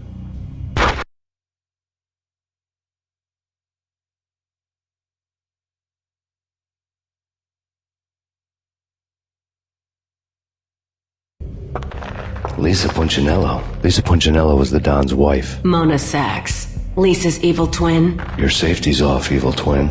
You might hurt someone with that gun of yours. Lisa's the damsel in distress. I'm the professional. I'd blow you away without batting an eye. Sure, and you can check out my credentials splattered all over this joint. Jack couldn't have framed you. Not the state he was in. We're after the same slime bag. Angelo Punchinello's the one who murdered your friend and framed you with it. You know this for a fact? I've got my sources. I don't have a clue these days. I just shoot them as they come. Who put a contract on the Archfiend? This one's mine. I hate the guts of that sadistic wife-beater. Why not pool our bullets for this one? I thought you'd never ask. My finger was starting to twitch. How do you like your whiskey? I'm easy, as long as you don't try to slip me a Mickey. You're a real angel, Max. It was good stuff. Tasted sweet as honey going down. Nothing personal. Can't risk you going berserk and getting Lisa killed.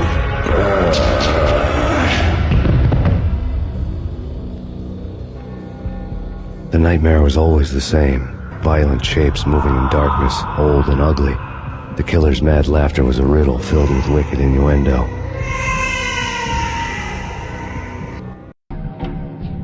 Somewhere, the baby was crying.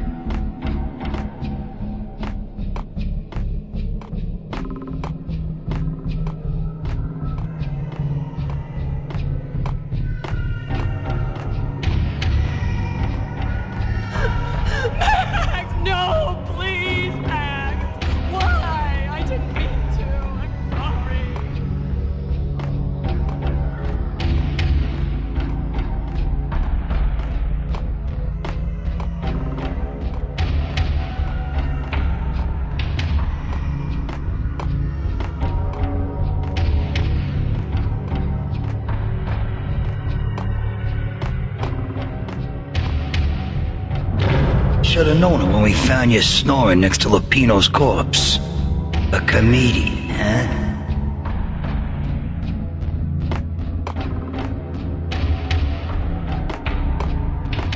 The pictures were filled with good old times.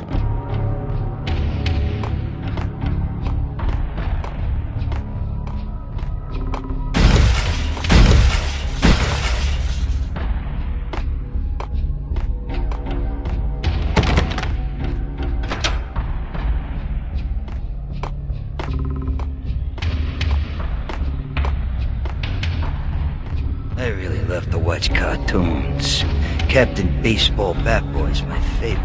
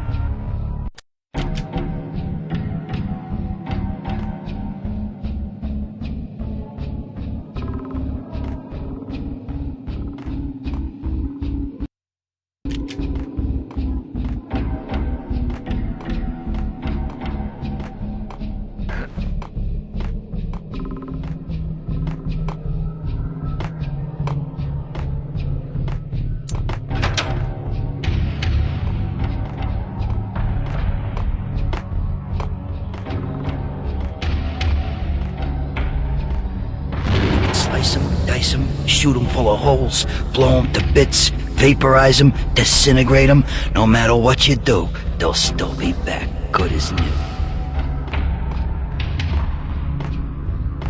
Michelle's diary lay on the table.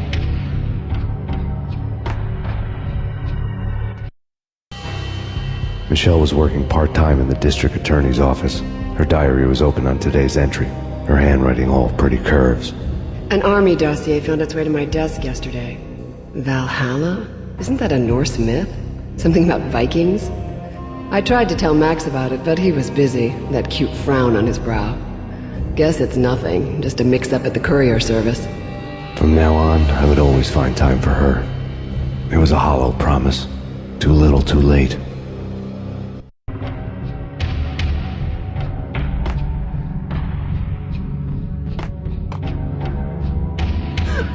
Max, no, please, Max!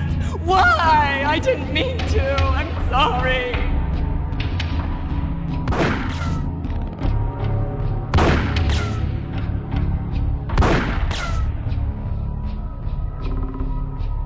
Murderer! You killed her! Nothing like that ever happens in the real world.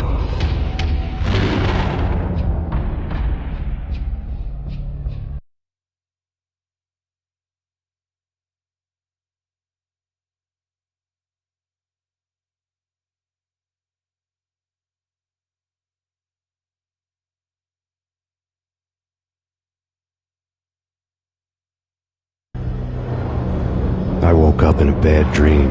My head felt 2 sizes too small for my brain. Max Payne. I envy your name. And the killer was smiling. Pleased to meet you. I'm Frankie the Bat Niagara. Niagara, as in you cry a lot? He had a baseball bat and I was tied to a chair. Pissing him off was the smart thing to do.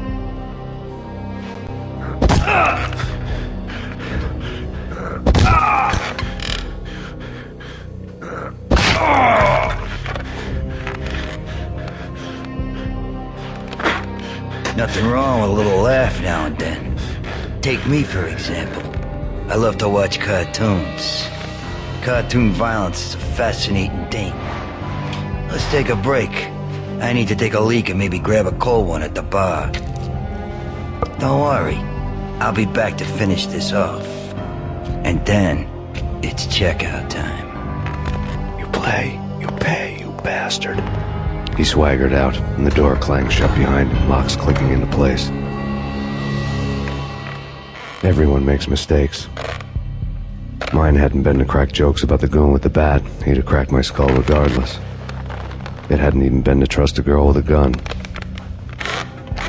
I had blindly gone after the first bad guy on my hit list when I should have been aiming further up the ladder, at the head of the Punchinello family. I couldn't bring myself to be pissed at Mona. Guess I had a soft spot for a pretty face.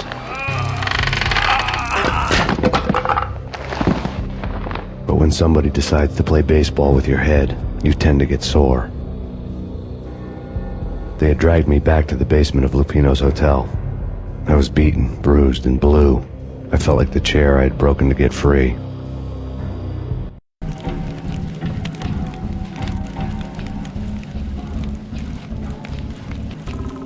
All I had was Niagara's bat, sticky with my own blood.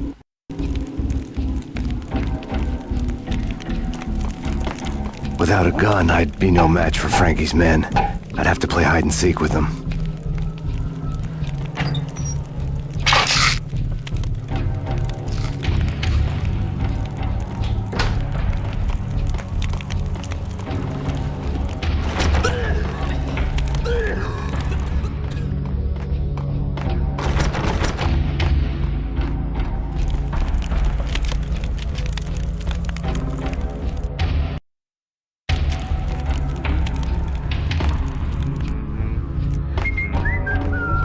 What the hell?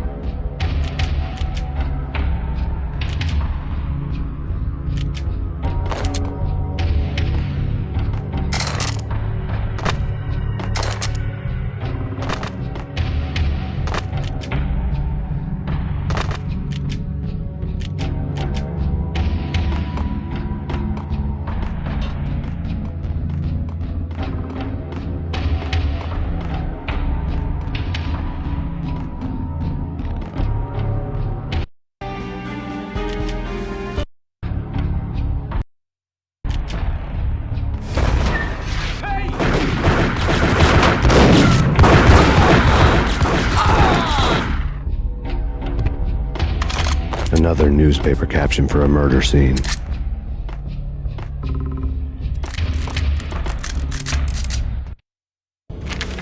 Frankie had left his calling card, a Captain Baseball bat boy strip, next to a sewer passage filled with bodies. You'd better not mess with Captain Baseball Bat Boy. Even my arch enemy, Bicycle Helmet Girl, swoons at the sight of me. Aha! There were enough corpses to put a mass murderer to shame.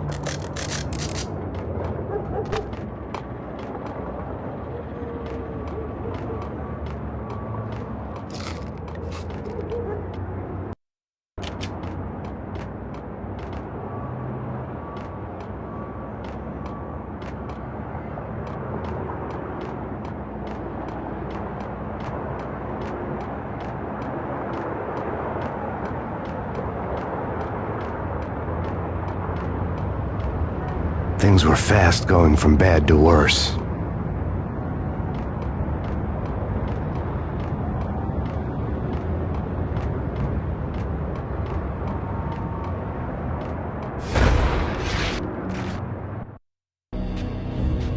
The men in blue had come and gone. They had decorated the place with chalk outlines and tied it together with yellow tape. The cops who had stayed behind were dead. Frankie, his boys, and I had the place all for ourselves.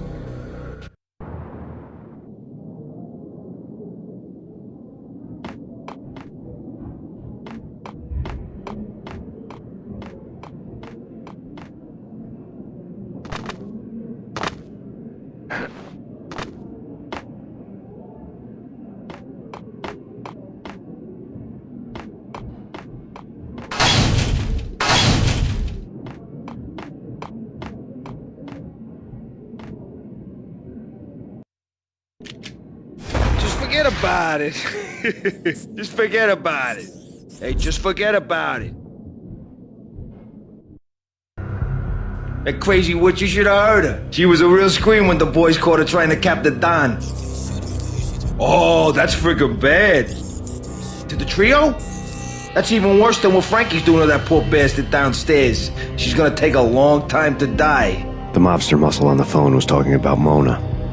Punchinello's trio were nothing but bad news. There he is!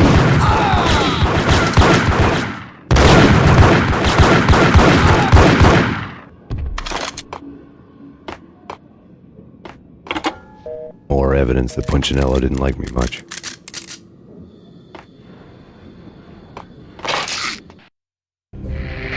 The fact remains that all the victims so far identified in the Ragnarok shooting have been known criminals, many of whom had large doses of V in their blood. Reliable sources say that Max Payne was also among those killed, although no body has been recovered at this time. Reliable sources. That meant somebody thought the mafia had me, didn't want the cops snooping around anymore. The body would be delivered to them barely recognizable. Case closed. Don Punchinello had the power to be that reliable source, which was no news. But his news was old news. Framing me hadn't been enough. Don Punchinello had put a hit on me. He wanted me dead, and it had been important enough for him to give written instructions to Frankie about it. Max Payne should die like a dog for the trouble he's caused. Frankie, I know I can trust you to give this matter the dedication it needs.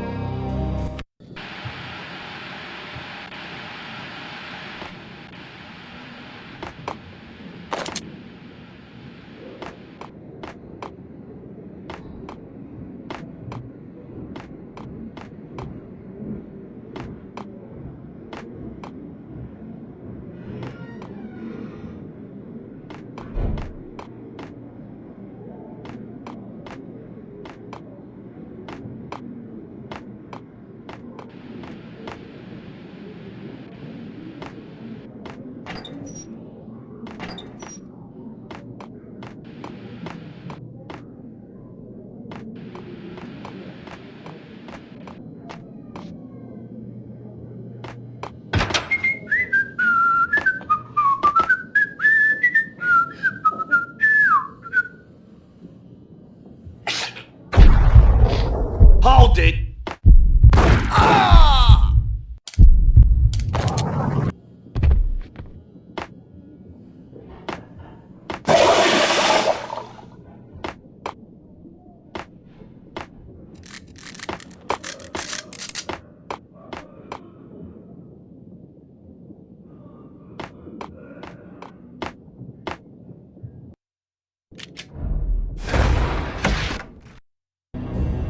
The hotel bar was fast developing quite a history.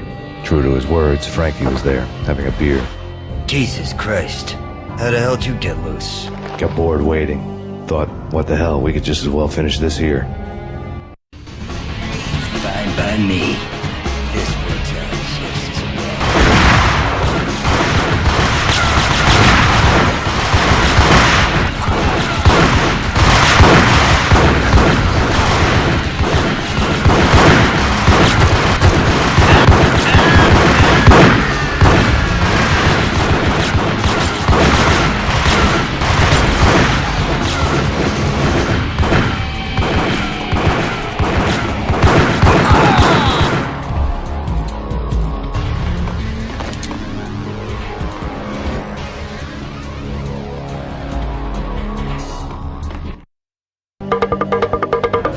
Thank you. You've been a lovely audience. Had enough? I don't play with girls anyway. Unfair! I spotted the tail as soon as I left the hotel. A big black Mercedes. I'd seen the car before. That time it had heralded impressive explosions. Vladimir was back. Bang! You're dead, Max Payne. I might have laughed if I remembered how. What's this supposed to be? Cops and robbers? Look, you want something with me? Get in line. Peace, man. Relax. You know you are a real news item. Armed and dangerous. I am going to make you an offer you can't refuse. I've always wanted to say that. It's a bum rap. I've been framed. That's a moot point. Whatever you did or did not do, I'm sure you had good reason for doing it.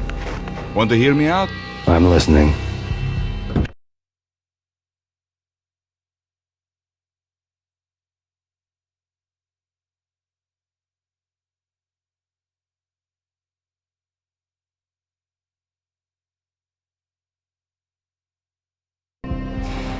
Punchinello messing with V is bad for business all around. But that's not all. There is this guy, Boris Time, used to pull jobs for me. He's the captain of the cargo ship Charon. Now the bastard turncoat has gone over to the other side, Punchinello's. The ship's loaded with high-res hardware, guns, my business. If Punchinello gets hold of that cargo, he's won and I have lost. And you'll have your work cut out for you. If you want to get to Punchinello, you need heavy-duty persuaders. I am just the man to get them for you. Change the ship back under my flag, maybe pop 2 in the Traitor Time's head while you're at it. You'll get enough guns to start the apocalypse. You in or out? Let's get this show on the road. Vladimir was one of those old-time bad guys with honor and morals, which made him almost one of the good guys. None of us was a saint. The Brooklyn riverfront was a maze of rusty containers, sharp-boned cranes looming up from the snowstorm. On a night like this, you couldn't help but think of the dark army of dead men sleeping with the fishes, cement shoes in line.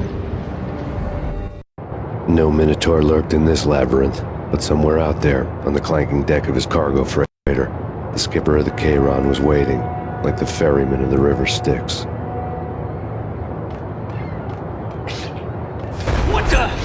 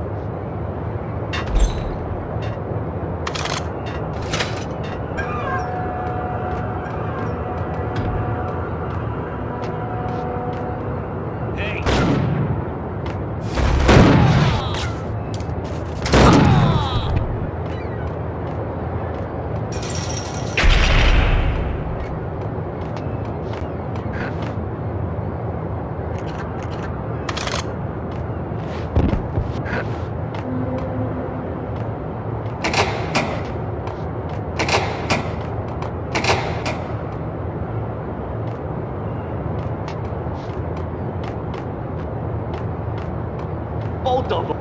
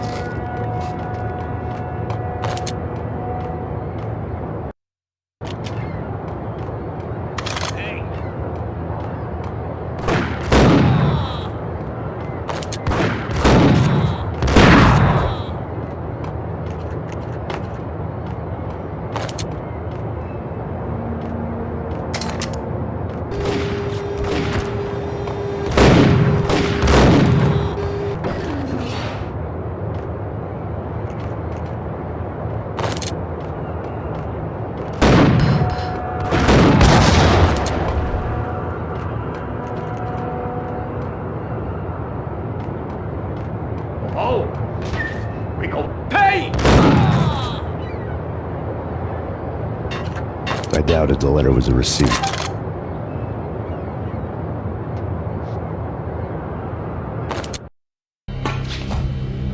Rico Muerte had come to town to do more than just sort out family troubles. Exhibits number 1, 2, and 3. Briefcase of money, a sniper rifle, and an envelope with one word neatly printed on a folded piece of expensive paper. Mayor. It didn't sound like a mafia contract at all. It was too cold and too to the point.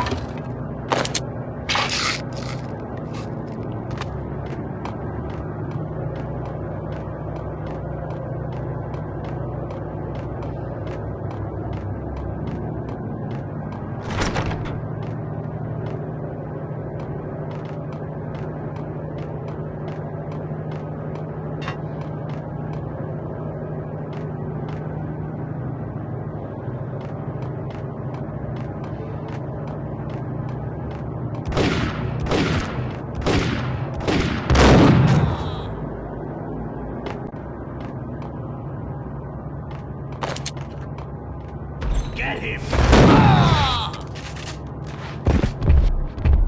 I had found Boris Dime's ship.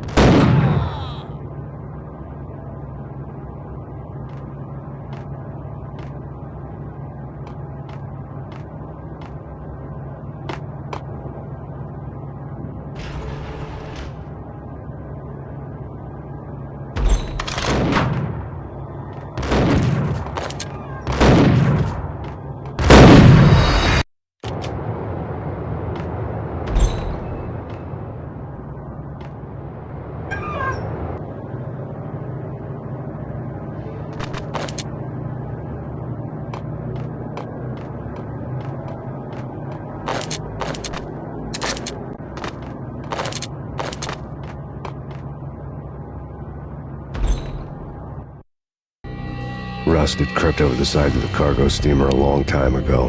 Boris Dime would be on board. I'd have to smoke half of his crew to even get near the gangplank. Guns were probably being kept in the hold, buried amidst the rats and oily water.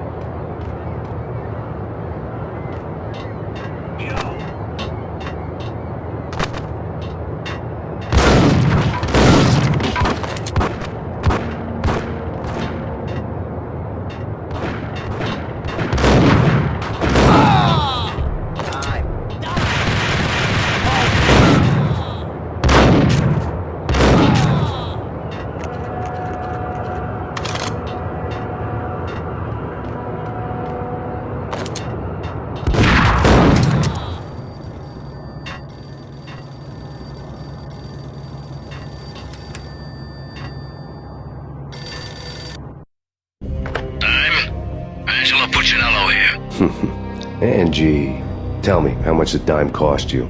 I bet it was more than his name. Max Payne. Right the first time. You're dead, punk. You sure you're not confusing me with Boris here? But you are right, of course. Pretty soon we should get together and have a talk. You son of a... Pissing Punchinello off was a dangerous game, but when people get mad, they make mistakes. I should know. That's where I wanted Punchinello, mad enough to trip over his own feet, preferably into a grave.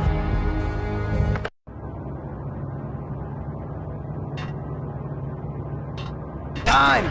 Dime! Ah! Dime!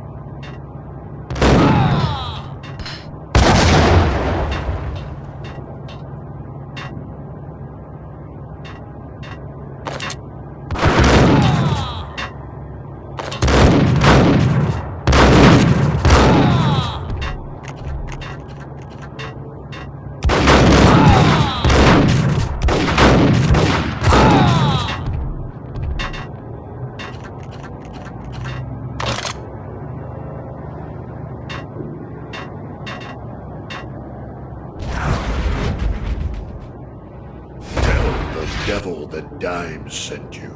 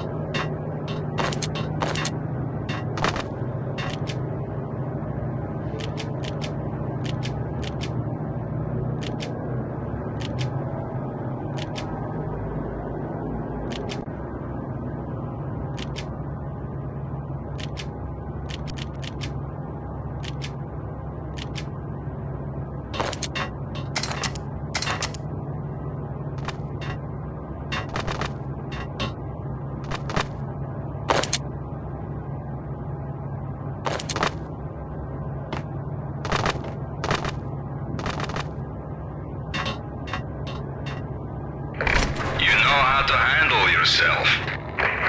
Anybody who says different is calling me a liar. Vladimir here. Collect all the guns and ammo you want. Meet me on the bridge afterwards.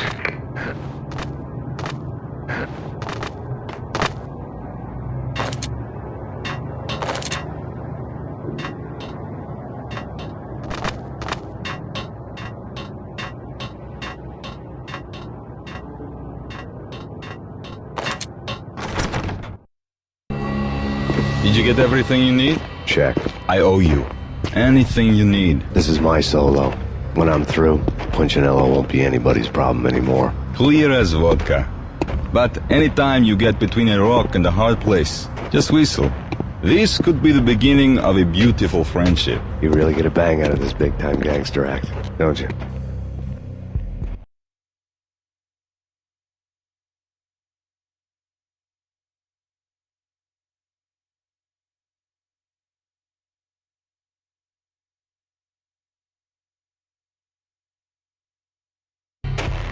Even with all this firepower, I figured I couldn't get to Punchinello at his manor. I could only hope that he wouldn't pass a chance to hear me beg, to see he's won. This is Max Payne. I want to cut a deal. Payne, you're a dead man. That's what everybody keeps telling me. I got your ship and her cargo. I want to meet. No pain, no gain. Capiche? You know my restaurant? Yeah, I know it. 1 hour. Punchinello's restaurant had seen better days. Snow was falling like ashes from post-apocalyptic skies, but that was outside. Things would soon get hot in the Don's restaurant. I knew it was a long shot, Angelo Punchinello actually showing up, but there was no crime in hoping.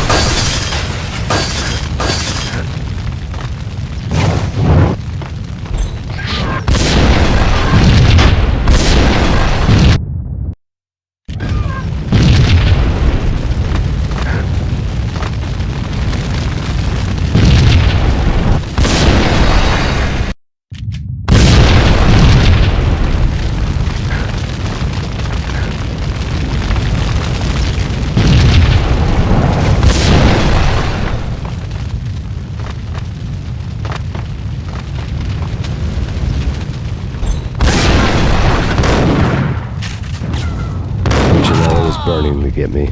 The feeling was mutual. He was trying to put out my flames with gasoline.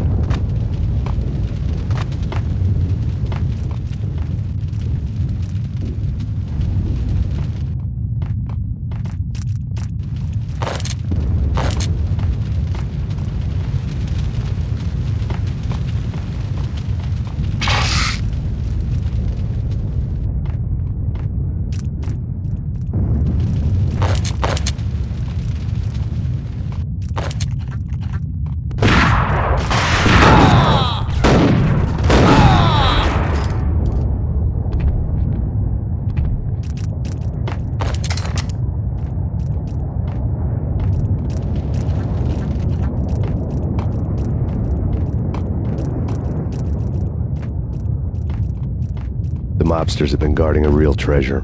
The way out of this disco inferno.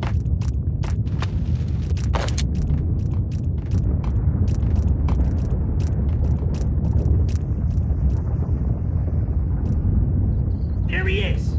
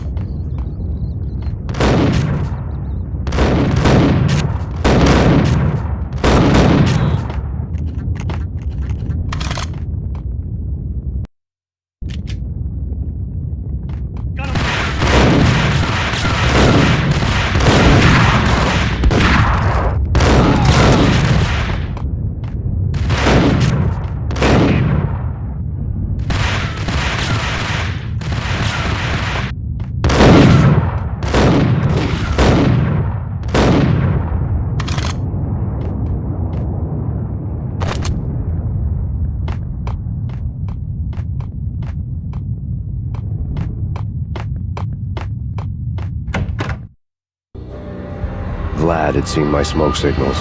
The Mercedes was revving to go, almost drowning out the banshee wail of the sirens. You coming?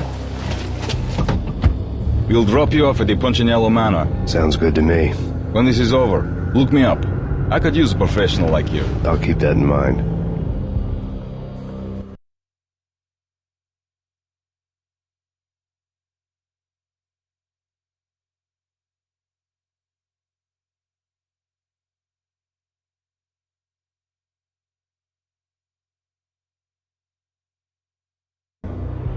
The night groaned with cold. The garden lights flickered nervously. In their light, the falling snow was dead white before the darkness ate it up. I'd heard the stories. The trio were mad dogs. They'd have hung the heads of their enemies over the manor gates if the capo had only let them. Punchinello wanted pain. He'd see the pain. The trick in my situation was that there was no trick, no matter what the movies tell you. No rules, no secret mantra, no roadmap. It wasn't about how smart or how good you were. It was chaos and luck, and anyone who thought different was a fool. All you could do was to hang on madly, as long and as hard as you could. Someone had graciously left the back door open for me and killed the guards. My money was on Mona. I knew the trio would be standing between me and Punchinello. I had read their rap sheets, thick as phone books. No one would be walking out of here alive. The numbing cold of the broken night had followed me in. Upstairs, the trio tangoed down the manor halls to the silent rhythm of their murderous hearts, the blood of their victims rust on their lips. Vince Mugnano, Pilot Providence, a.k.a. Big Brother, and Joe Deadpan Salem. The pistol was a frozen lump in my hand, piercing the skin, gnawing me to the bone.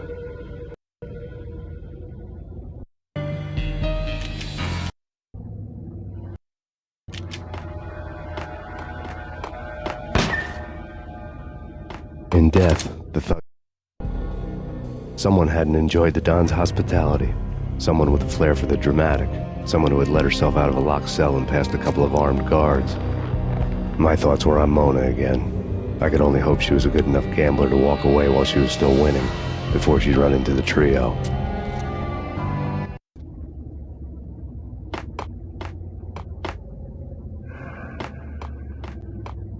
Payne!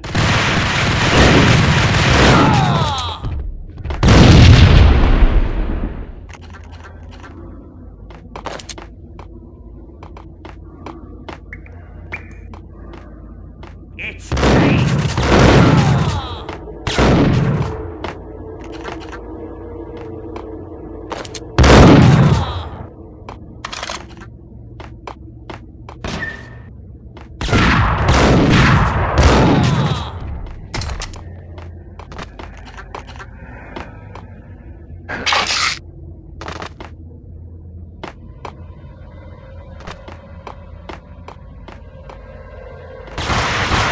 Someone get the guys from upstairs!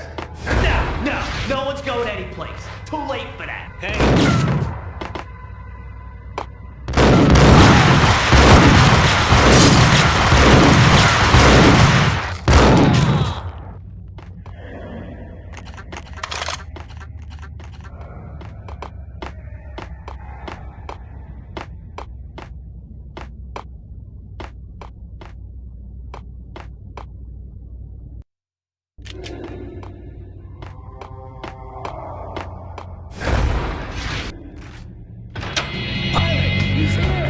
It didn't take me long to run into the trio.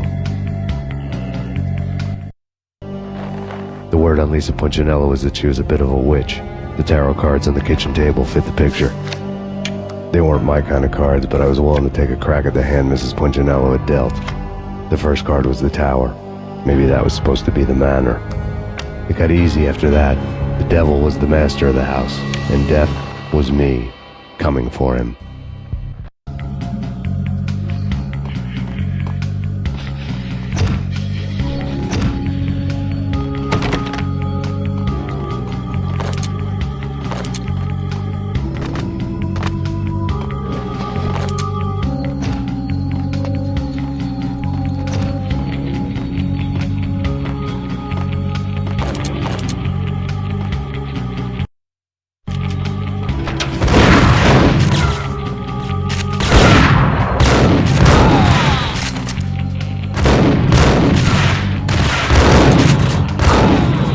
Down, 2 to go. What the?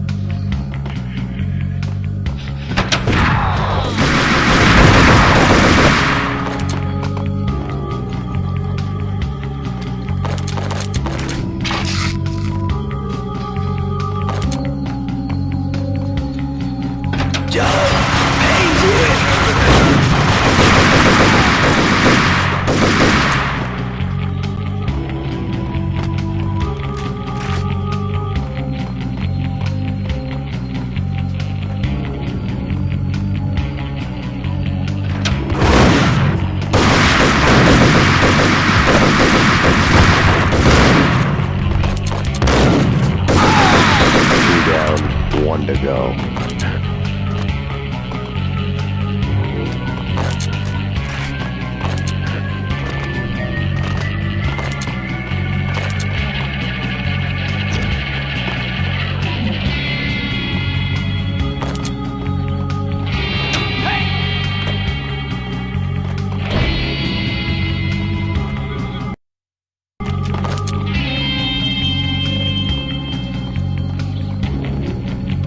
No stopping him! This will. This will stop anything. Take cover.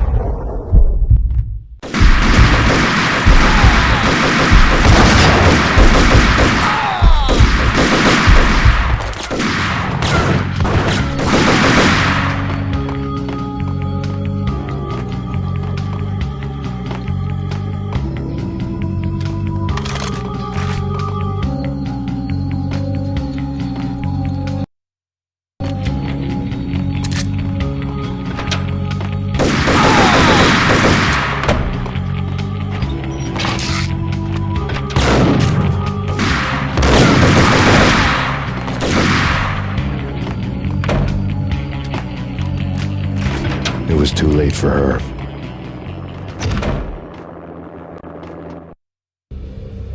You're a real angel, Max. I couldn't tell whether it was Mona or her sister. The body was a mess. The sick bastard had really gotten a kick out of it. Seeing her lying there got me thinking about another woman's body on another bed. Got me thinking about a fallen cradle.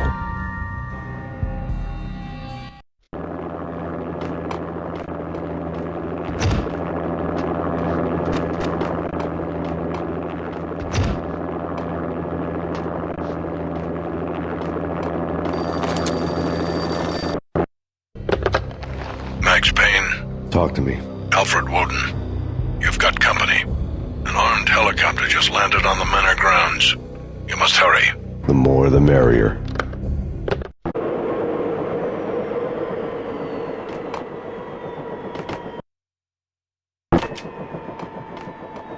End of the road, Payne. Vince Mugnano.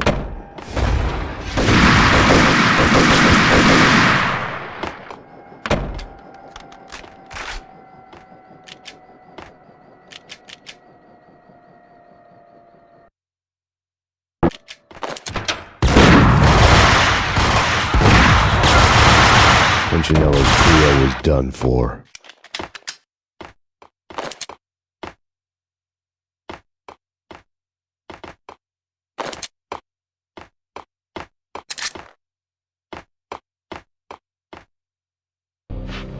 Outside my door.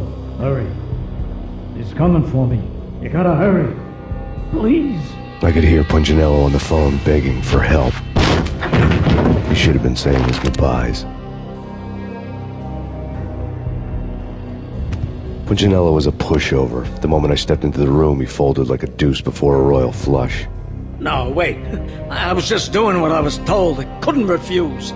She's someone high up. Government, maybe. I don't know. He was trying to buy more sand for his hourglass. I wasn't selling any.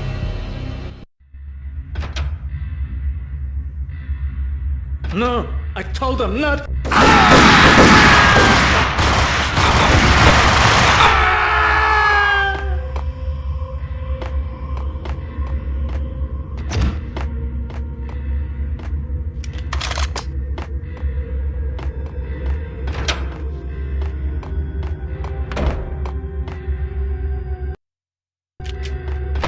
Drop it. Don't move. Game over, Max Payne. I could tell when I was outgunned. It was time to take another beating. The mystery witch was a real barracuda. Trouble on dagger heels, a smoking assault rifle in her hand, and an army of killer suits behind her. How sweet. I get to kill two birds with one stone. Sooner or later, it was going to catch up with you. Mr. Payne, it's time to show you the benefits of my brew. Be a good boy now. You'd find that Lady Luck was really a hooker. You were fresh out of cash.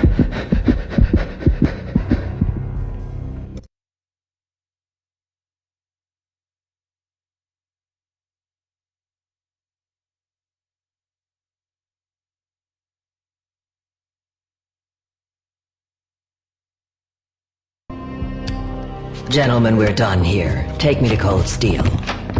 She had just given me an OD of Valkyr. I could feel green fire eating my brains. They turned to steam. They did a fade on me. I'd never had a chance. The witch had got me just as sure as if she put a gun to my head and pulled the trigger. The shadows rushed me, bruised mugshot faces hungry for revenge. They knew my weak spots and closed in for the kill. The floor turned into a vortex of green blood. I fell. Flesh of fallen angels.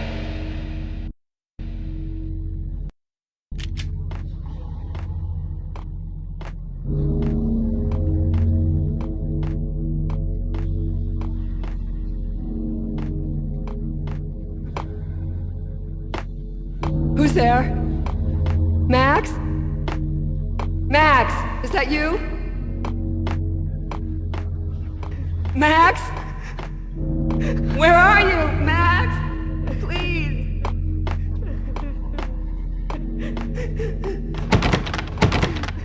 No, please, Max, no! I'm sorry! Please don't, Max, no! Please!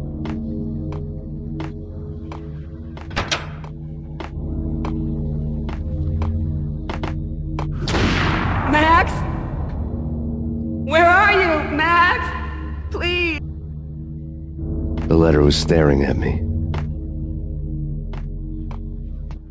Bartender is shiny stuff, and dreams are made of stooped necromancers. He sings like a banana wrist, having strayed too close to the constellations on their shaved skulls. It was a bad line in a prank call. Someone spouting insane babble. I couldn't make sense of it. But I had an overwhelming sense of deja vu, and the caller's voice sounded oddly familiar.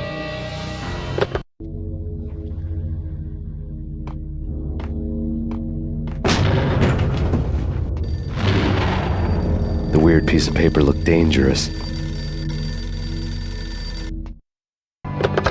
Don't lose it. It's Valkyr. The drug. Snap out of it. Try to remember. It was a bad line in a prank call. Someone spouting insane babble. I couldn't make sense of it. But I had an overwhelming sense of deja vu, and the caller's voice sounded oddly familiar. There was something disturbingly familiar about the letter before me. The handwriting was all pretty curves. You're in a computer game, Max. The truth was a burning green crack through my brain, weapon statistics hanging in the air, glimpsed out of the corner of my eye, endless repetition of the act of shooting, time slowing down to show off my moves, the paranoid feel of someone controlling my every step. I was in a computer game. Funny as hell, it was the most horrible thing I could think of.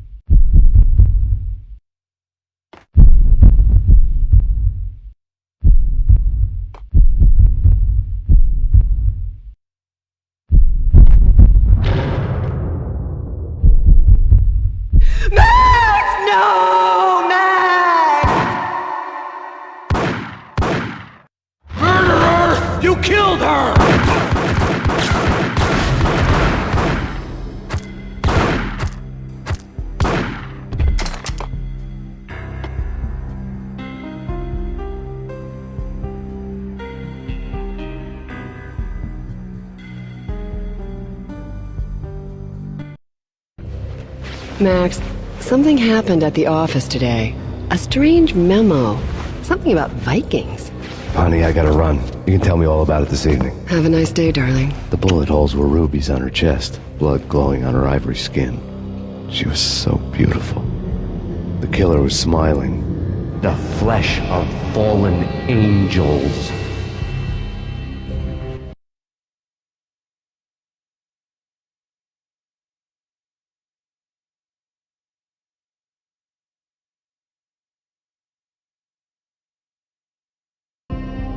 Slowly, the green nightmare faded, leaving dark stains on my soul that would never come off. I felt like flatlining. I was all shook up.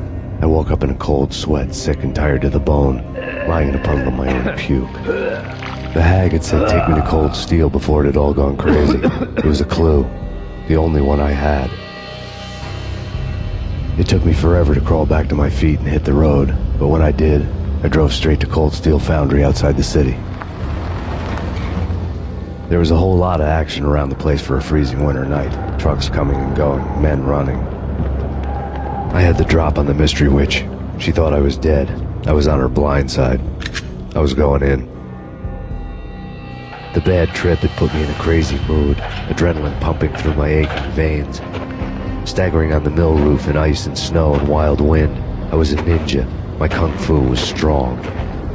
I wasn't kidding anybody. At best, I was Superman on Kryptonite about to fall through a skylight, down to where it was all going down. A half-abandoned industrial area in the middle of nowhere. The factory was a perfect front for any number of illegal activities.